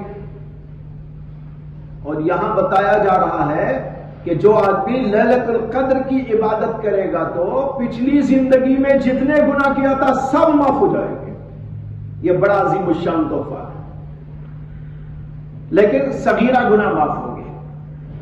ہاں، بعض علماء نے کہا ہے کہ کبیرہ گناہ بھی اس میں داخل ہے، اور ان تمام مواقع پر جہاں ایسے الفاظ آئے ہیں کہ غفر لہ ما تقدم من ذنبہ، اس طرح کے الفاظ کے ساتھ، تو بعض علماء کا نقطہ نظر یہ ہے کہ صغیرہ و کبیرہ سب گناہ معاف ہو جاتے ہیں۔ اور علامہ رشید احمد گنگوہی، ان کا بھی نقطہ نظر یہ ہے کہ اس کے اندر صغیرہ و کبیرہ دونوں قسم کے گناہ ہیں، لیکن وہ یہ بھی کہتے ہیں کہ صغیرہ و کبیرہ دونوں اس لیے معاف ہو جائیں گے کہ جب آدمی مومن ہے تو مومن ہونے کا تقاضا یہ ہے کہ وہ آدمی توبہ کرے۔ کون مومن مومن ہونے کے باوجود توبہ کیے بغیر رہے گا؟ اگر اس کے اندر مومنانہ صفت موجود ہے تو وہ توبہ ضرور کرے گا، بغیر توبہ کے نہیں رہے گا۔ اس لیے جو بھی مومن یہ کام کرے گا تو چونکہ وہ توبہ کیا ہوا ہوتا ہے، اس لیے صغیرہ و کبیرہ سب گناہ اس کے معاف ہو جاتے ہیں۔ لیکن علماء نے علامہ رشید احمد گنگوہی کی اس تحقیق کو صحیح نہیں سمجھا ہے۔ انہوں نے کہا کہ اگر توبہ کی وجہ سے گناہ معاف ہو رہے ہیں تو اس کا کیا مطلب ہوا؟ اس کا مطلب تو ہوا توبہ سے وہ معاف ہوئے، وہ تو معاف ہے۔ توبہ سے تو ہر قسم کا گناہ معاف ہو جاتا ہے، اس میں کیا اشکال ہے؟ یہاں سوال یہ ہے کہ صرف عبادت کرنے سے کون سا گناہ معاف ہوتا ہے؟ توبہ کیے بغیر اگر کوئی آدمی رہا اور اس نے عبادت کی تو کون سا گناہ معاف ہوگا؟ جمہور علماء کہتے ہیں کہ اس سے صرف صغیرہ گناہ ہی معاف ہوتے ہیں۔ مولانا رشید احمد گنگوہی نے جو بیان کیا اس سے تو یہ مسئلہ نکلتا ہے کہ وہ توبہ کیا ہوا ہے اس لیے معاف ہوئے، تو صرف عبادت سے تو معاف نہیں ہوئے، بلکہ اس سے آگے علامہ ابن عبد البر المالکی رحمہ اللہ نے یہ لکھا ہے کہ جن لوگوں نے یہ بات کہی ہے کہ یہاں صغیرہ و کبیرہ تمام گناہ کے بخشنے کا وعدہ ہے، تو کہتے ہیں کہ اس نے بڑی جہالت کی بات کہی ہے۔ ان کا کہنا ہے کہ وہ بہت بڑی جہالت کی بات کہہ رہا ہے، اور کہتا ہے کہتے ہیں فقد خرق الاجماع، اور اس نے اجماع کو توڑ دیا ہے۔ اجماع یہ ہے علماء کا کہ صغیرہ گناہ ہی معاف ہوتے ہیں، کبیرہ گناہ معاف نہیں ہوتے۔ کبیرہ گناہ کے معاف ہونے کی ایک ہی ایک بات ہے، وہ یہ ہے کہ توبہ کرو سچے دل کے ساتھ۔ جب آدمی سچے دل کے ساتھ توبہ کرے گا اللہ معاف کر دیں گے، لیکن توبہ نہیں کیا، وضو کرے گا چھوٹے گناہ معاف ہو جائیں گے، نماز پڑھے گا چھوٹے گناہ معاف ہو جائیں گے، جمعہ پڑھے گا چھوٹے گناہ معاف ہو جائیں گے، لیلۃ القدر میں عبادت کرے گا چھوٹے موٹے گناہ معاف ہو جائیں گے، لیکن بڑے گناہ اس وقت تک معاف نہیں ہوں گے جب تک کہ اللہ کے دربار میں سچے دل کے ساتھ پھر توبہ نہیں کرے گا۔ اور پھر علماء کہتے ہیں کہ اگر ان عبادتوں سے صغیرہ کبیرہ سب گناہ معاف ہو جاتے ہیں تو پھر شریعت کے اندر توبہ ہی رکھی کیوں گئی ہے؟ ضرورت ہی نہیں توبہ کی۔ یہ کہتے تھے بھائی نماز پڑھ لو، وضو کر لو، فلاں عبادت کر لو، لیلۃ القدر کی عبادت کر لو، جب وہ کر لیں گے تو صغیرہ و کبیرہ سب گناہ معاف ہو جاتے ہیں، تو الگ سے توبہ کی کیا ضرورت ہے؟ حالانکہ قرآن میں حدیث میں توبہ کے بڑے فضائل ہیں، توبہ کی بڑی اہمیت ہے، توبہ کی بڑی ضرورت بیان کی گئی ہے اور اس کا حکم دیا گیا ہے۔ اللہ تعالیٰ نے کہا قرآن میں یا ایھا الذین آمنوا توبوا الی اللہ توبۃ نصوحا۔ معلوم ہوا توبہ ایک مستقل چیز ہے اور وہ بڑے گناہوں کے لیے ہے۔ چھوٹے گناہ کے لیے اللہ نے یہ رکھا ہے کہ مختلف عبادات اور نیکیوں کے ذریعے ان کو دھوتے ہیں اور صاف کر دیتے ہیں۔ یہ ہو گئی حدیث پاک کی تشریح۔ اب اس کے بعد ایک بات رہ گئی، وہ یہ ہے کہ امام بخاری اس سے کیسے ثابت کر رہے ہیں قیام لیلۃ القدر من الایمان۔ امام بخاری کا یہ مقصد اس حدیث سے کیسے پورا ہوتا ہے؟ اس لیے کہ حدیث میں تو کوئی ایسے الفاظ نہیں ہے کہ جو آدمی لیلۃ القدر میں عبادت کرتا ہے وہ ایمان میں ہے۔ امام بخاری نے جو الفاظ قائم کیے ہیں حدیث کے اندر تو اس طرح کے الفاظ نہیں ہیں، تو پھر اس حدیث سے استدلال کیسے؟ شراح بخاری کہتے ہیں کہ امام بخاری رحمت اللہ علیہ کا مقصد یہ ہے کہ دیکھو اس حدیث میں فرمایا گیا من یقم لیلۃ القدر ایمانا، جو آدمی لیلۃ القدر کی عبادت کرے گا ایمان کی وجہ سے، معلوم ہوا ایمان کے تقاضے سے کر رہا ہے، اور جو ایمان کا تقاضا ہے وہ ایمان کا تقاضا ایمان ہی تو ہے، لہذا معلوم ہوا کہ لیلۃ القدر کی عبادت بھی ایمان میں داخل ہے۔ یہ ہے امام بخاری رحمت اللہ علیہ کا استدلال لفظ ایمانن سے۔ لیکن اس کی بحثیں اوپر گزر گئی بہت تفصیل کے ساتھ اور بار بار کہ ایمان میں داخل ہونے کا کیا مطلب ہے۔ ایمان میں داخل ہونے کا مطلب ہے جزء تکمیلی کے طور پر داخل ہونا، جزء تقویمی کے طور پر داخل ہونا مراد نہیں ہے۔ آخری بحث اس حدیث کے اندر یہ ہے کہ یہاں پر لفظ آیا من یقم اور آگے آیا غفر لہ، یعنی شرط ہے مضارع کے صیغے کے ساتھ اور جزا آ رہی ہے غفرہ ماضی کے صیغے کے ساتھ۔ شرط کو مضارع سے اور جزا کو ماضی سے ذکر کرنا یہ جائز ہے یا نہیں، اس کے بارے میں جمہور علماء عربیت، جمہور نحات کا خیال یہ ہے کہ یہ جائز نہیں ہے۔ اگر ادھر مضارع ہے تو ادھر بھی مضارع ہونا چاہیے، مثلا یوں ہونا چاہیے من یقم لیلۃ القدر ایمانا واحتسابا یغفر لہ۔ اگر شرط کے اندر مضارع آئے تو اس کی جزا بھی مضارع ہونی چاہیے۔ یہاں پر ایسا نہیں ہے، جمہور علماء اسے جائز نہیں قرار دیتے، لیکن علامہ ابن الملک اور امام فرا جو مشہور نحویوں اور علماء عربیت میں سے ہیں، ان کا کہنا یہ ہے کہ جائز ہے، ایسا استعمال کیا جا سکتا ہے۔ انہوں نے اس کے لیے قرآن کریم کی ایک آیت سے استدلال کیا ہے، ان نشأ ننزل علیہم، ان نشأ ننزل علیہم فظلت اعناقہم لہا خاضعین۔ اس آیت سے استدلال کیا ہے کہ شرط مضارع کے صیغے سے اور اس کی جزا ماضی کے صیغے سے آ سکتی ہے، قرآن نے استعمال کیا ہے۔ کیسے؟ کہتے ہیں دیکھو یہاں پر ان شرط ہے، نشا مضارع کا صیغہ ہے، ان نشا، اس کے بعد اس کی جزا آ رہی ہے ننزل، یہ ننزل بھی مضارع کا صیغہ ہے، لیکن اسی کے اوپر آگے عطف ہو رہا ہے فظلت، اسی کے اوپر عطف ہو رہا ہے فظلت۔ اور یہ آپ کو معلوم ہے کہ معطوف علیہ کا حکم ایک ہوتا ہے، معطوف علیہ کا حکم ایک ہوتا ہے۔ اب یہاں پر دیکھو ننزل پر عطف ہو رہا ہے ذلت کا، فظلت اعناقہم لہا خاضعین۔ اب یہاں ذلت جب ننزل کی جگہ پر رکھیں گے تو درست ہو جائے گا، اس لیے کہ وہ دونوں یکساں ایک ہی کے قائم مقام ہے۔ اب اگر یوں کہا جاتا ان نشا ذلت اعناقہم تو بھی درست ہو جاتا، اللہ نے استعمال کیا ہے۔ اسے کہ وہ عطف ہے نا. جیسے اگر آپ کہیں جاءنی زید و امر، اب زید کو نکال کر وہاں امر رکھے تو درست ہوگا کہ نہیں ہوگا؟ اسے کہ وہ معطوف علیہ ہیں، دونوں کا حکم یکساں ہے، دونوں ایک درجے کے ہیں، لہذا ننزل کی جگہ زلت رکھ دیں تو بھی درست ہو گیا. قرآن نے استعمال کیا ہے. اور زلت کا صیغہ یہ ماضی کا صیغہ ہے، تو ان نشا یہ تو آیا مضارع کا صیغہ، اور زلت کا لفظ آیا مضارع کا ماضی کا صیغہ، تو معلوم ہوا کہ قرآن نے اس کو استعمال کیا ہے. اور قرآن سے بڑھ کر دلیل کیا چاہیے؟ یہ ہے امام فرا، اور امام فرا کی متابعت اور اقتداء میں ابن الملک کا قول اور ان کی دلیل.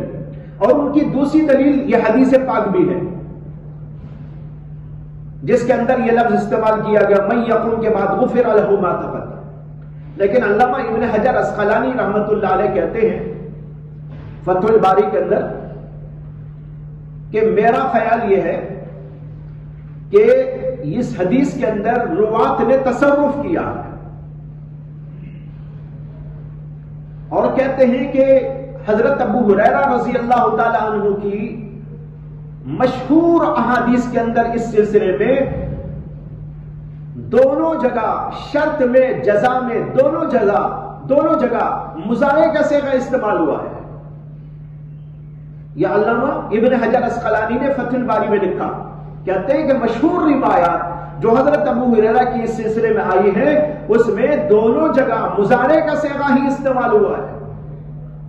یعنی یوں آیا ہے من یقم لیلۃ القدر ایمانا واحتسابا یغفر له ما تقدم من ذنبه.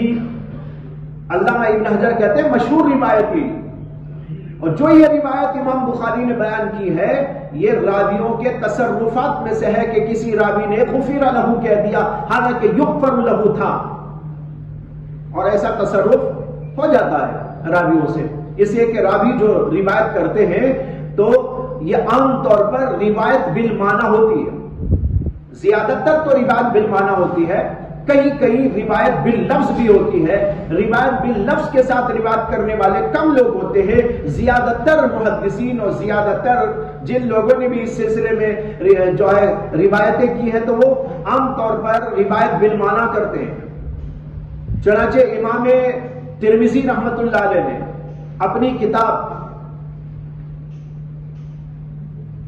العلل الصغیر میں، جس کے اوپر میرا حاشیہ ہے، جس کے اوپر میری تحقیقات ہیں، اس میں آپ دیکھ سکتے ہیں کہ امام ترمذی نے تفصیل کے ساتھ بیان کیا ہے کہ عام طور پر روات کا طریقہ یہ ہے کہ وہ روایت بالمعنی کرتے ہیں. روایت بالمعنی کے طور پر ہی ان چیزوں کو پیش کیا جاتا ہے. تو لہذا معلوم ہوا کہ روایت بالمعنی ہوگی. علامہ ابن حجر عسقلانی رحمت اللہ علیہ کی تحقیق ہے. تو اگر یہ روایت بالمعنی ہے تو اس صورت کے اندر ہم سمجھیں گے کہ اصل میں یغفر کا لفظ تھا، اور بعد میں چل کر کسی راوی سے یہ ہو گیا کہ اس نے روایت بالمعنی کے طور پر روایت کیا اور یغفر کی جگہ غفر له کہہ دیا، اور اس طرح یہ روایت ہو گئی، ورنہ تو یغفر کی ہی روایت ہے. اور بعض روایتیں ایسی ہیں جس کے اندر دونوں جگہ پر ماضی کا صیغہ ہے. یعنی یوں آیا من قام لیلۃ القدر ایمانا واحتسابا غفر له ما تقدم من ذنبه. جیسے آگے روایات آ رہی ہیں من قام رمضان، اگلے باب میں ہے من قام رمضان ایمانا واحتسابا غفر له ما تقدم من ذنبه، اور اس کے بعد بھی روایت آ رہی ہے من صام رمضان. یہاں من قام اس سے بعد میں عالم ہے من صام رمضان. تو ان سب جگہوں پر دونوں جگہ پر جو ہے ماضی کا صیغہ استعمال کیا گیا ہے. یا تو دونوں جگہ ماضی ہونا چاہیے یا یہ کہ دونوں جگہ پر مضارع ہونا چاہیے. ایک جگہ پر مضارع کا لفظ شرط میں اور دوسری جگہ جزا کے اندر ماضی کا لفظ لایا جائے تو جمہور کے نزدیک جائز نہیں، لیکن راویوں کے تصرف سے اس طرح ہو گیا، ورنہ تو رسول اکرم صلی اللہ علیہ وسلم سے جو صحیح روایتیں اور مشہور روایتیں ہیں ان کے اندر تو یہی آیا ہے کہ اللہ کے نبی صلی اللہ علیہ وسلم نے یغفر له فرمایا ہے. یہ علامہ ابن حجر عسقلانی رحمت اللہ علیہ کی تحقیق ہے. اس کے بعد کب آپ پڑھ لیجیے.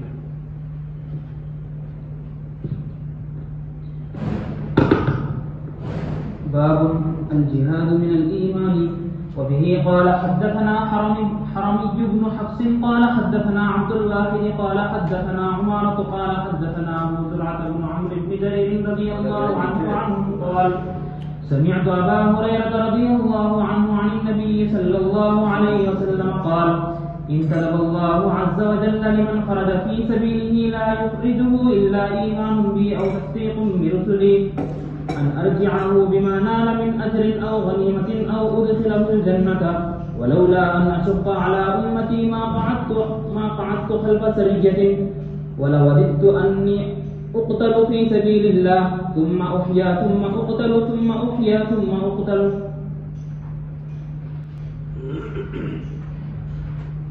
باب الجہاد من الایمان. جہاد بھی ایمان میں ہے، ایمان کے اندر داخل ہے. یہاں پر سب سے پہلا سوال یہ ہے کہ ابھی ہم نے باب پڑھا باب قیام لیلۃ القدر من الایمان، اور اس کے بعد میں جو باب آ رہا ہے وہ ہے تطوع قیام رمضان من الایمان، اور اس کے آگے کا باب ہے صوم رمضان احتسابا من الایمان. بیچ میں الجہاد من الایمان. آپ کو اشکال ہوا ہے تو جواب دیتا ہوں، اشکال ہی نہ ہوا تو جواب کی کیا ضرورت؟ کوئی اشکال ہو رہا ہے آپ لوگوں کو؟ ہو رہا ہے؟ کیا ہو رہا ہے؟ کھڑے ہو کے بتاؤ کیا اشکال ہو رہا ہے؟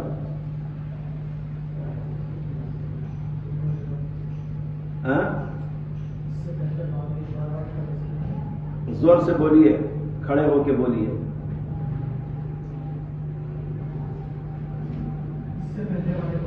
آپ تو جواب سن چکے ہیں، آپ کیوں بول رہے ہیں؟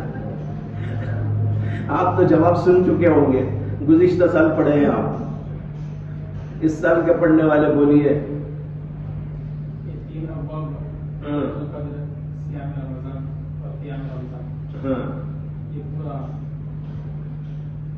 عبادات کا بیان ہے، بیچ میں جہاد کا بیان کیوں ہو گیا؟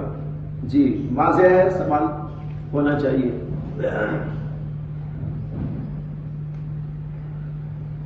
اس کا سیدھا سادہ جواب یہ ہے کہ بھائی اوپر کوئی باب لا لے، نیچے کوئی باب لا لے، کچھ بھی لا لے، کیا ہے، کیا فرق پڑتا ہے؟ حضرت شیخ الحدیث مولانا زکریا کانلوی رحمۃ اللہ علیہ نے لکھا ہے کہ جب میں بخاری شریف پڑھاتا تھا تو بخاری شریف میں اس طرح کی باتیں بیان کرتا تھا کہ امام بخاری نے یہ باب اس لیے قائم کیا ہے، اس کا مقصد یہ ہے، یہ باب پہلے اس لیے لائے ہیں، یہ باب بعد میں اس لیے لائے ہیں، دونوں میں یہ مناسبت ہے، پہلے یہ تھا، پہلے یہ باب لانے کا یہ مقصد ہے، بعد میں لانے کا یہ مقصد ہے. جس طرح کی باتیں ہم پڑھتے سنتے سناتے چلے آ رہے ہیں، حضرت کہتے کہ میں بیان کرتا تھا.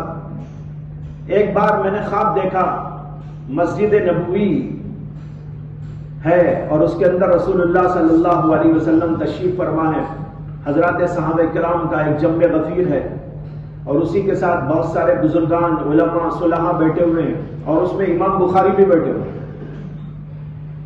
اور کہتے ہیں کہ میں مسجد نبوی کے ایک اور حصے میں اس کے بازو درس دے رہا ہوں بخاری شریف کا. خواب دیکھ رہے ہیں، کہتے ہیں کہ میں درس دے رہا ہوں اور ادھر رسول اللہ صلی اللہ علیہ وسلم کی مجلس لگی ہے اور میں اسی طرح کی باتیں بیان کر رہا ہوں. امام بخاری کا مقصد اس بات کو قائم کرنے سے یہ ہے، مرجیہ کا رد ہے، فلاں کا رد ہے، فلاں کا یہ مقصد ہے، اور یہ باب پہلے اس لیے لائے ہیں اور یہ باب اس لیے بعد میں لائے ہیں، ان دونوں میں یہ مناسبت ہے، وغیرہ وغیرہ.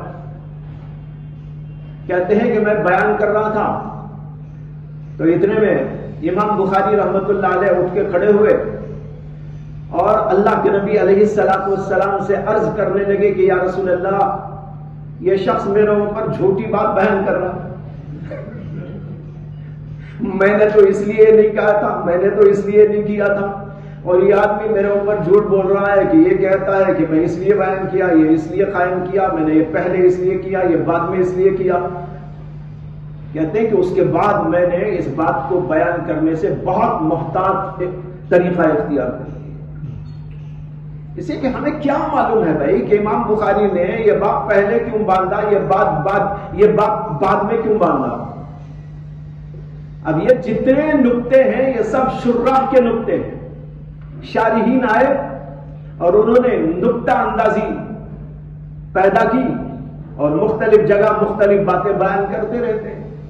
لیکن یہ بھی ایک عجیب بات ہے کہ امام بخاری کی ابواب حضرات شراح جو بیان کرتے ہیں وہ اس جو ہے انداز پر فٹ بھی ہوتے ہیں کہ باپ اس لیے پہلے لائے، یہ اس لیے بعد میں لائے، اس کا یہ مقصد ہے، اس کے پہلے اس کے بیچ میں یہ باپ کیوں آ گیا وغیرہ وغیرہ، جیسے کہ آپ سن رہے تو یہ فٹ بھی ہو جاتے ہیں. یہ امام بخاری کا عجیب و غریب کمال ہے. بہرحال خواب ہے، خواب کوئی حجت نہیں ہوتا، یاد رکھو خواب حجت نہیں ہوتا. لیکن جس نے رسول اللہ صلی اللہ علیہ وسلم کو خواب کے اندر دیکھا اس نے اللہ کے نبی ہی کو دیکھا، یہ بات طے ہے. لیکن خواب دیکھنے والا جس انداز سے خواب دیکھتا ہے یا سنتا ہے اس کے اندر کچھ غلط فہمی ہونے کے بھی اشکالات ہو سکتے ہیں، امکانات ہوتے ہیں. ہو سکتا ہے ایک بار ایک آدمی نے خواب دیکھا، خواب یہ دیکھا کہ رسول اکرم صلی اللہ علیہ وسلم تشریف لائے ہیں اور اسے کہتے ہیں شراب پی. شراب پی. وہ آدمی خود شرابی تھا. شرابی آدمی نے خواب دیکھا تھا اور اللہ کے نبی علیہ السلام کہہ رہے شراب پی، اشرب الخمر. اب وہ بیدار ہوا، شرابی ہو کبابی ہو، لیکن بہرحال جب وہ ایسی بات دیکھے گا تو وہ ظاہر بات ہے اشکال میں پڑ جائے گا کہ بھائی اللہ کے نبی صلی اللہ علیہ وسلم ایسی بات کیسے کہہ سکتے ہیں. ہر شرابی کو بھی معلوم، کبابی کو معلوم، بدکار سے بدکار کو بھی معلوم. وہ پی لیتا ہوگا لیکن یہ بات اچھی طرح سمجھتا ہے کہ ایسا نہیں ہو سکتا کہ اللہ کے نبی علیہ السلام یہ بات فرمائے. اس لیے پریشان ہو کر علماء کے پاس میں گیا، مشائخ کے پاس میں گیا تو بہت سارے لوگوں نے کہا کہ بھائی ہماری تو سمجھ میں نہیں آ رہا ہے. ایک طرف یہ بات سچ ہے کہ جس نے خواب میں اللہ کے رسول صلی اللہ علیہ وسلم کو دیکھا اس نے اللہ کے رسول ہی کو دیکھا. آپ نے صاف طور پر حدیث کے اندر فرمایا ہے من رآنی فی المنام فقد رآنی فإن الشیطان لا یتمثل بی. جس نے مجھے خواب کے اندر دیکھا اس نے مجھے کو خواب کے اندر دیکھا، اور اس لیے کہ شیطان میری شکل دھار کے نہیں آ سکتا، اللہ نے اسے یہ قدرت نہیں دی ہے. علماء اس میں نقطہ بیان کرتے ہیں شیطان تو ضلالت ہی ضلالت ہے. شیطان تو ضلالت ہی ضلالت ہے، اندھیری ہی اندھیری ہے، کالا ہی کالا ہے. اور نبی اکرم صلی اللہ علیہ وسلم تو ہدایت ہی ہدایت ہے اور نور ہی نور ہے. دونوں کا جوڑ ہو سکتا ہے، ہدایت ہی ہدایت، ادھر ضلالت ہی ضلالت اور ادھر اندھیری ہی اندھیری اور ادھر نور ہی نور. نبی تو نور ہی نور ہے اور وہ تو جو ہے ضلالت اور گمراہی کے ساتھ جو ہے کالا ہی کالا ہے، اندھیرا ہی اندھیرا ہے. دونوں کا کوئی جوڑ نہیں. اس لیے کبھی ایسا نہیں ہو سکتا کہ شیطان رسول اکرم صلی اللہ علیہ وسلم کی شکل میں آ جائے. یہ بات تو طے ہے. اب علماء پریشان ہوئے کہ بھئی آخر اس خواب کا مطلب کیا. بہت سو نے کہا بھئی ہم اس میں کچھ لب کشائی نہیں کرتے، ہماری سمجھ سے باہر. پھر کسی اور بڑے عالم کے پاس میں بھیجا گیا. وہ آدمی ان کے پاس میں گیا تو انہوں نے خواب سنتے ہی کہا تم شراب پیتے ہو؟ وہ بیچارہ ڈر کے کہنے لگا حضرت ہاں میرے سے ایسی غلطی ہوتی ہے، میں ایسا مجھے عادت پڑ گئی ہے، ایسا ہے ایسا ہے. کہا کہ ہاں حضور صلی اللہ علیہ وسلم نے تجھے یہی تو کہا ہے پی شراب پی، کب تک پیتا ہے پی، دیکھتا ہوں میں بھی. یہ تنبیہ ہے، ڈانٹ ہے اللہ کے نبی علیہ السلام کی. دیکھو کوئی بچہ شرارت کرنے لگے، بار بار کرنے لگے، بار بار کرنے لگے، اس کو سمجھایا بھی گیا ہو پھر بھی نہیں مانتا اور شرارت کرتا کھڑا ہو سکتا ہے کہ استاد دیکھ کر کے کر لے دیکھ رہا ہوں میں بھی، کر بھائی مار بولتے ہیں کہ نہیں بولتے. اللہ کے رسول علیہ السلام نے بھی اسے یہی کہا ہے، پی دیکھتا ہوں کب تک پیتا ہے، میری مخالفت کرتا ہے، میرے دین کی مخالفت کرتا ہے، میرے شریعت کی مخالفت کرتا ہے، کب تک کرے گا دیکھیں۔ اب دیکھو، خواب کے سمجھنے کے لیے بھی بڑی عقل چاہیے، بڑا فہم چاہیے، انداز بھی چاہیے۔ اللہ کے نبی نے کیا انداز سے کہا، اب وہ بیچارہ بے وقوف سا تھا، شرابی کبابی، پتہ نہیں کیا سمجھا، اور جو ہے آ کر سادے سیدھے انداز سے بیان کیا، لیکن انہوں نے بات سمجھ لیا کہ کیا بول رہے تھے اللہ کے نبی علیہ السلام۔ ایک اور صاحب کا قصہ ہے کہ انہوں نے خواب کے اندر رسول اکرم صلی اللہ علیہ وسلم کو دیکھا، اور جو ہے دیکھا تو اس حالت کے اندر دیکھا کہ اللہ کے نبی علیہ السلام کلین شیو ہے۔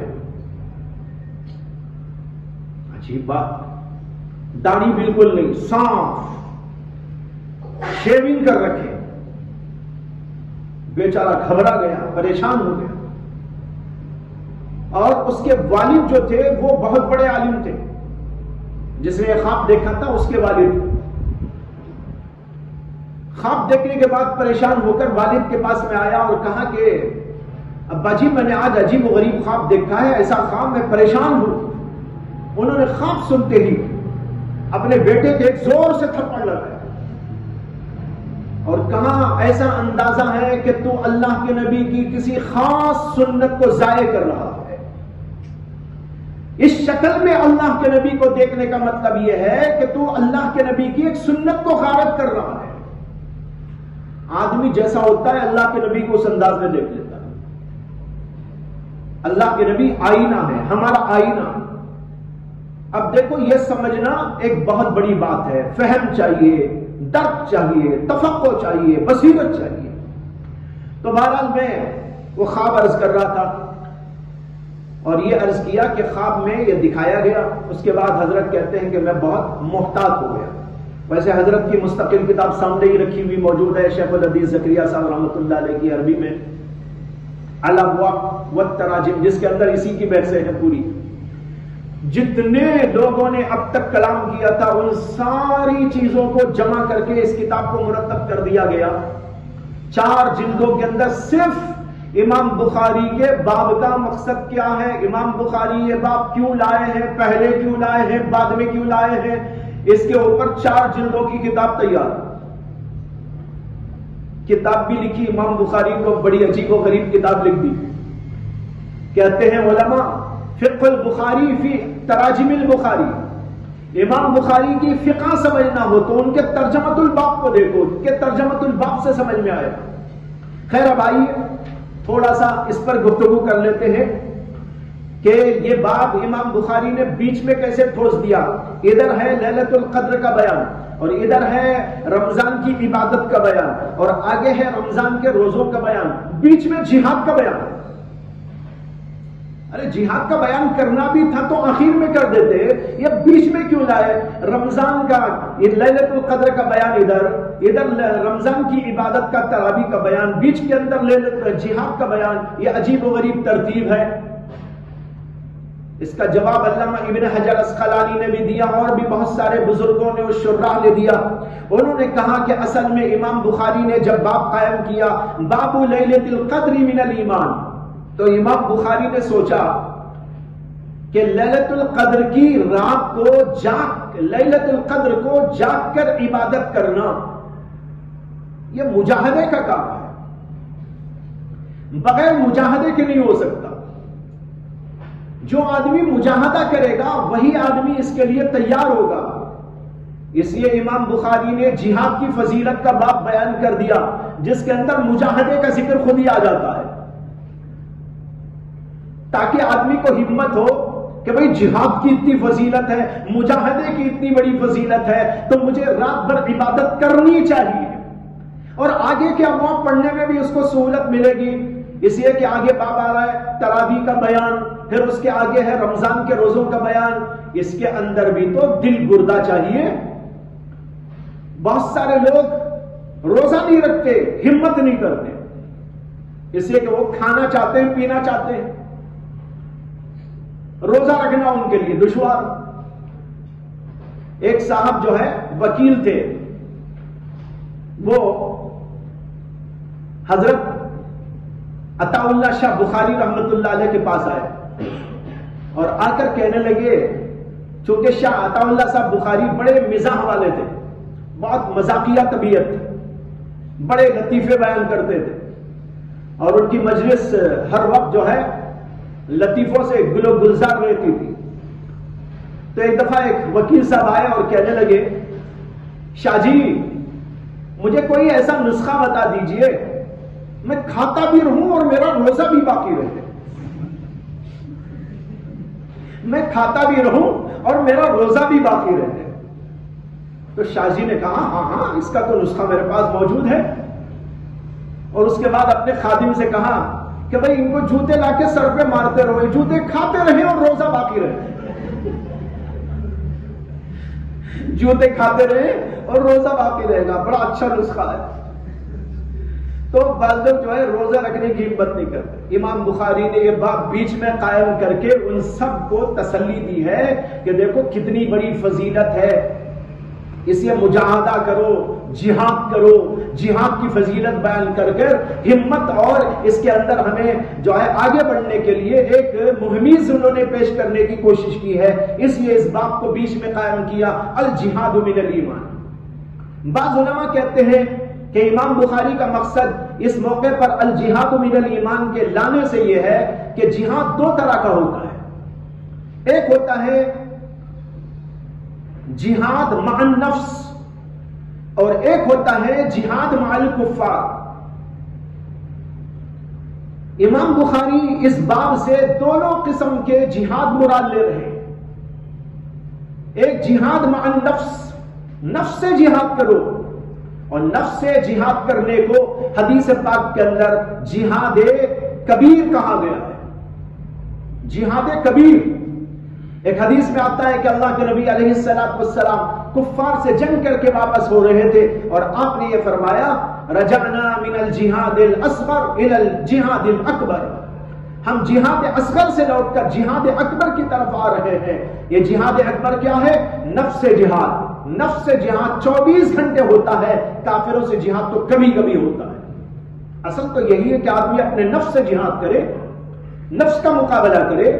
نفس تو بہت بڑا کافر ہے، یہ ہم کو کافر بنانا چاہتا ہے، یہ بہت بڑا فاسق ہے، ہم کو فاسق بنانا چاہتا ہے، اس لیے اس سے تو جہاد کرنا 24 گھنٹے ہمارے اوپر ضروری ہے، کھاتے ہوئے، پیتے ہوئے، سوتے ہوئے، چلتے ہوئے، پھرتے ہوئے، ہر موقع پر جہاد کے ساتھ میں نفس کے ساتھ میں جہاد کرتے رہنا پڑتا ہے، ورنہ تو جہاد نفس ہمیں پتہ نہیں کہاں لے کے چلا جائے۔ اسی امام بخاری بیچ میں باب لایا جہاد، یعنی جہاد مع النفس بھی کرو، جہاد مع الکفار بھی کرو۔ جہاد مع النفس کے لیے تمہیں ضروری ہے کہ عبادت کرو، نیکیاں کرو، گناہوں سے بچو، اور اس کے اندر یہ بھی ہے کہ عبادت کرو لیلۃ القدر کی، رمضان کے روزے رکھو، تراویح پڑھو، یہ سب آپس کے اندر ملے جلے ابواب ہیں۔ بیچ کے اندر الجہاد لا کر اس بات کی ترغیب دیتی ہے کہ آدمی جہاد مع النفس بھی کرے اور جہاد مع الکفار بھی کرے۔ تو بات ٹھیک ہو گئی کہ نہیں ہو گئی؟ فٹ ہو گئی نا؟ ٹھیک ہو گئی اور فٹ ہو گئی۔ معلوم ہوا کہ امام بخاری اس موقع پر جو باب لائے وہ بات ٹھیک ہے، اور یہاں پر اس بات کو لا کر ہمیں اور آپ کو وہ ہمت دینا چاہتے ہیں، ہمت نہ ہارو، آگے بڑھو اور جہاد مع النفس کرو، اس کے لیے عبادات کو انجام دو، برائیوں سے بچو، اور جب یہ تم تیار ہو جاؤ گے تو جہاد مع الکفار کے لیے بھی تیار ہو سکتے۔ آج اس کی بڑی ضرورت ہے۔ ساری دنیا میں مسلمان رسوا ہیں، پسپا ہیں، اور لوگ سمجھ رہے ہیں کہ ہم ان کو جو چاہے کر دیں۔ ہندوستان کے جو حالات ہیں وہ کس سے پوشیدہ ہیں؟ ہر جگہ پر جو ہے مسلمانوں کو مارا جا رہا ہے، حتیٰ کہ مسلمان احتجاج کرتا ہے تو احتجاج بھی گناہ ہے۔ ایک آدمی مجھ کو گالی دے، میں اسے کہوں کہ تو نے مجھے گالی کیوں دی؟ یہاں کی حکومت اور یہاں کی عدالتوں کا حال یہ ہے کہ گالی دینے والے سے وہ نہیں پوچھتی کہ تو نے شعیب اللہ کو گالی کیوں دی، بلکہ وہ میرے سے پوچھیں گے کہ تم نے اس کو کیوں کہا کہ گالی کیوں دی۔ آج یہ حال ہے۔ ایسے بے شمار واقعات پیش آ رہے ہیں جہاں بھی کسی نے ذرا سی بھی جو ہے آواز اٹھائی اس کو لے جا کے سلاخوں کے پیچھے ڈال دیا جا رہا ہے. اور اس طرح کے واقعات سے یہ اندازہ ہو رہا ہے کہ آج ہمارے اوپر یہ قومیں ناچ رہی. اس کی وجہ کیا ہے؟ ہماری کمزوریاں، اور یہ کہ ہم ان کے مقابلے کی سکت نہیں رکھتے. اور یہ مقابلے کی سکت ہمارے اندر سے کیوں غائب ہو گئی؟ اس لیے غائب ہو گئی کہ ہم نے جہاد مع النفس نہیں کیا. جب جہاد مع النفس کر کے اپنے آپ کو نہیں بنایا، اپنے آپ کو تیار نہیں کیا، اپنے آپ کو اس قابل نہیں بنایا، تو پھر ہمارے اندر یہ لیاقت کہاں سے پیدا ہو جائے گی کہ دور کے دشمن کو مارے؟ قریب کے دشمن کو تو ہم مار نہیں سکے، باہر کے دشمن کو کیا مار سکے، اور اپنے آستین کے دشمن کو ہم نہیں سنبھال سکے تو باہر کے دشمن کو ہم کیا سنبھال سکے؟ اس لیے جہاد مع النفس بہت ضروری ہے. اور پھر اس کے بعد جہاد مع الکفار کے لیے بھی تیار ہونے کی ضرورت ہے. قرآن کریم کے اندر فرمایا گیا، صاف الفاظ کے اندر فرمایا گیا، کیا فرمایا؟ وَأَعِدُّوا لَهُم مَّا اسْتَطَعْتُم مِّن قُوَّةٍ وَأَعِدُّوا لَهُم مَّا اسْتَطَعْتُم مِّن قُوَّةٍ وَمِن رِّبَاطِ الْخَيْلِ تُرْهِبُونَ بِهِ عَدُوَّ اللَّهِ وَعَدُوَّكُمْ. یہ ترہبون بِهِ نہیں ہو رہا ہے، اس لیے سارے لوگ ہم پر ناچ رہے ہیں. ترہبون تو ہونا چاہیے تھا. اور یہ کب ہوگا؟ جب ہم کریں گے اعدوا لهم ما استطعتم من قوة. جتنی تمہارے اندر طاقت ہے اتنی طاقت کو مضبوط کرو اور اس کو مجتمع کرو. مجتمع کر کے یعنی ایک تنظیم قائم کرو، اپنے آپ میں اتحاد پیدا کرو، اپنے آپ کے اندر اس قوت کو مضبوط کرنے کے اصول کو، ضوابط کو اپناؤ. جب اس طریقے پر تم کر کے اپنے آپ کو تیار کرو گے تو پھر تمہارے نام سے بھی لوگ ڈرنے لگیں گے. تو روحانی طور پر بھی تیاری کی ضرورت ہے، ظاہری طور پر بھی تیاری کی ضرورت ہے. اللہ ہم سب کو اچھی عقل و بصیرت عطا فرمائے اور کچھ کام کرنے کی بھی اللہ توفیق عطا فرمائے. وآخر دعوانا ان الحمد للہ رب العالمین.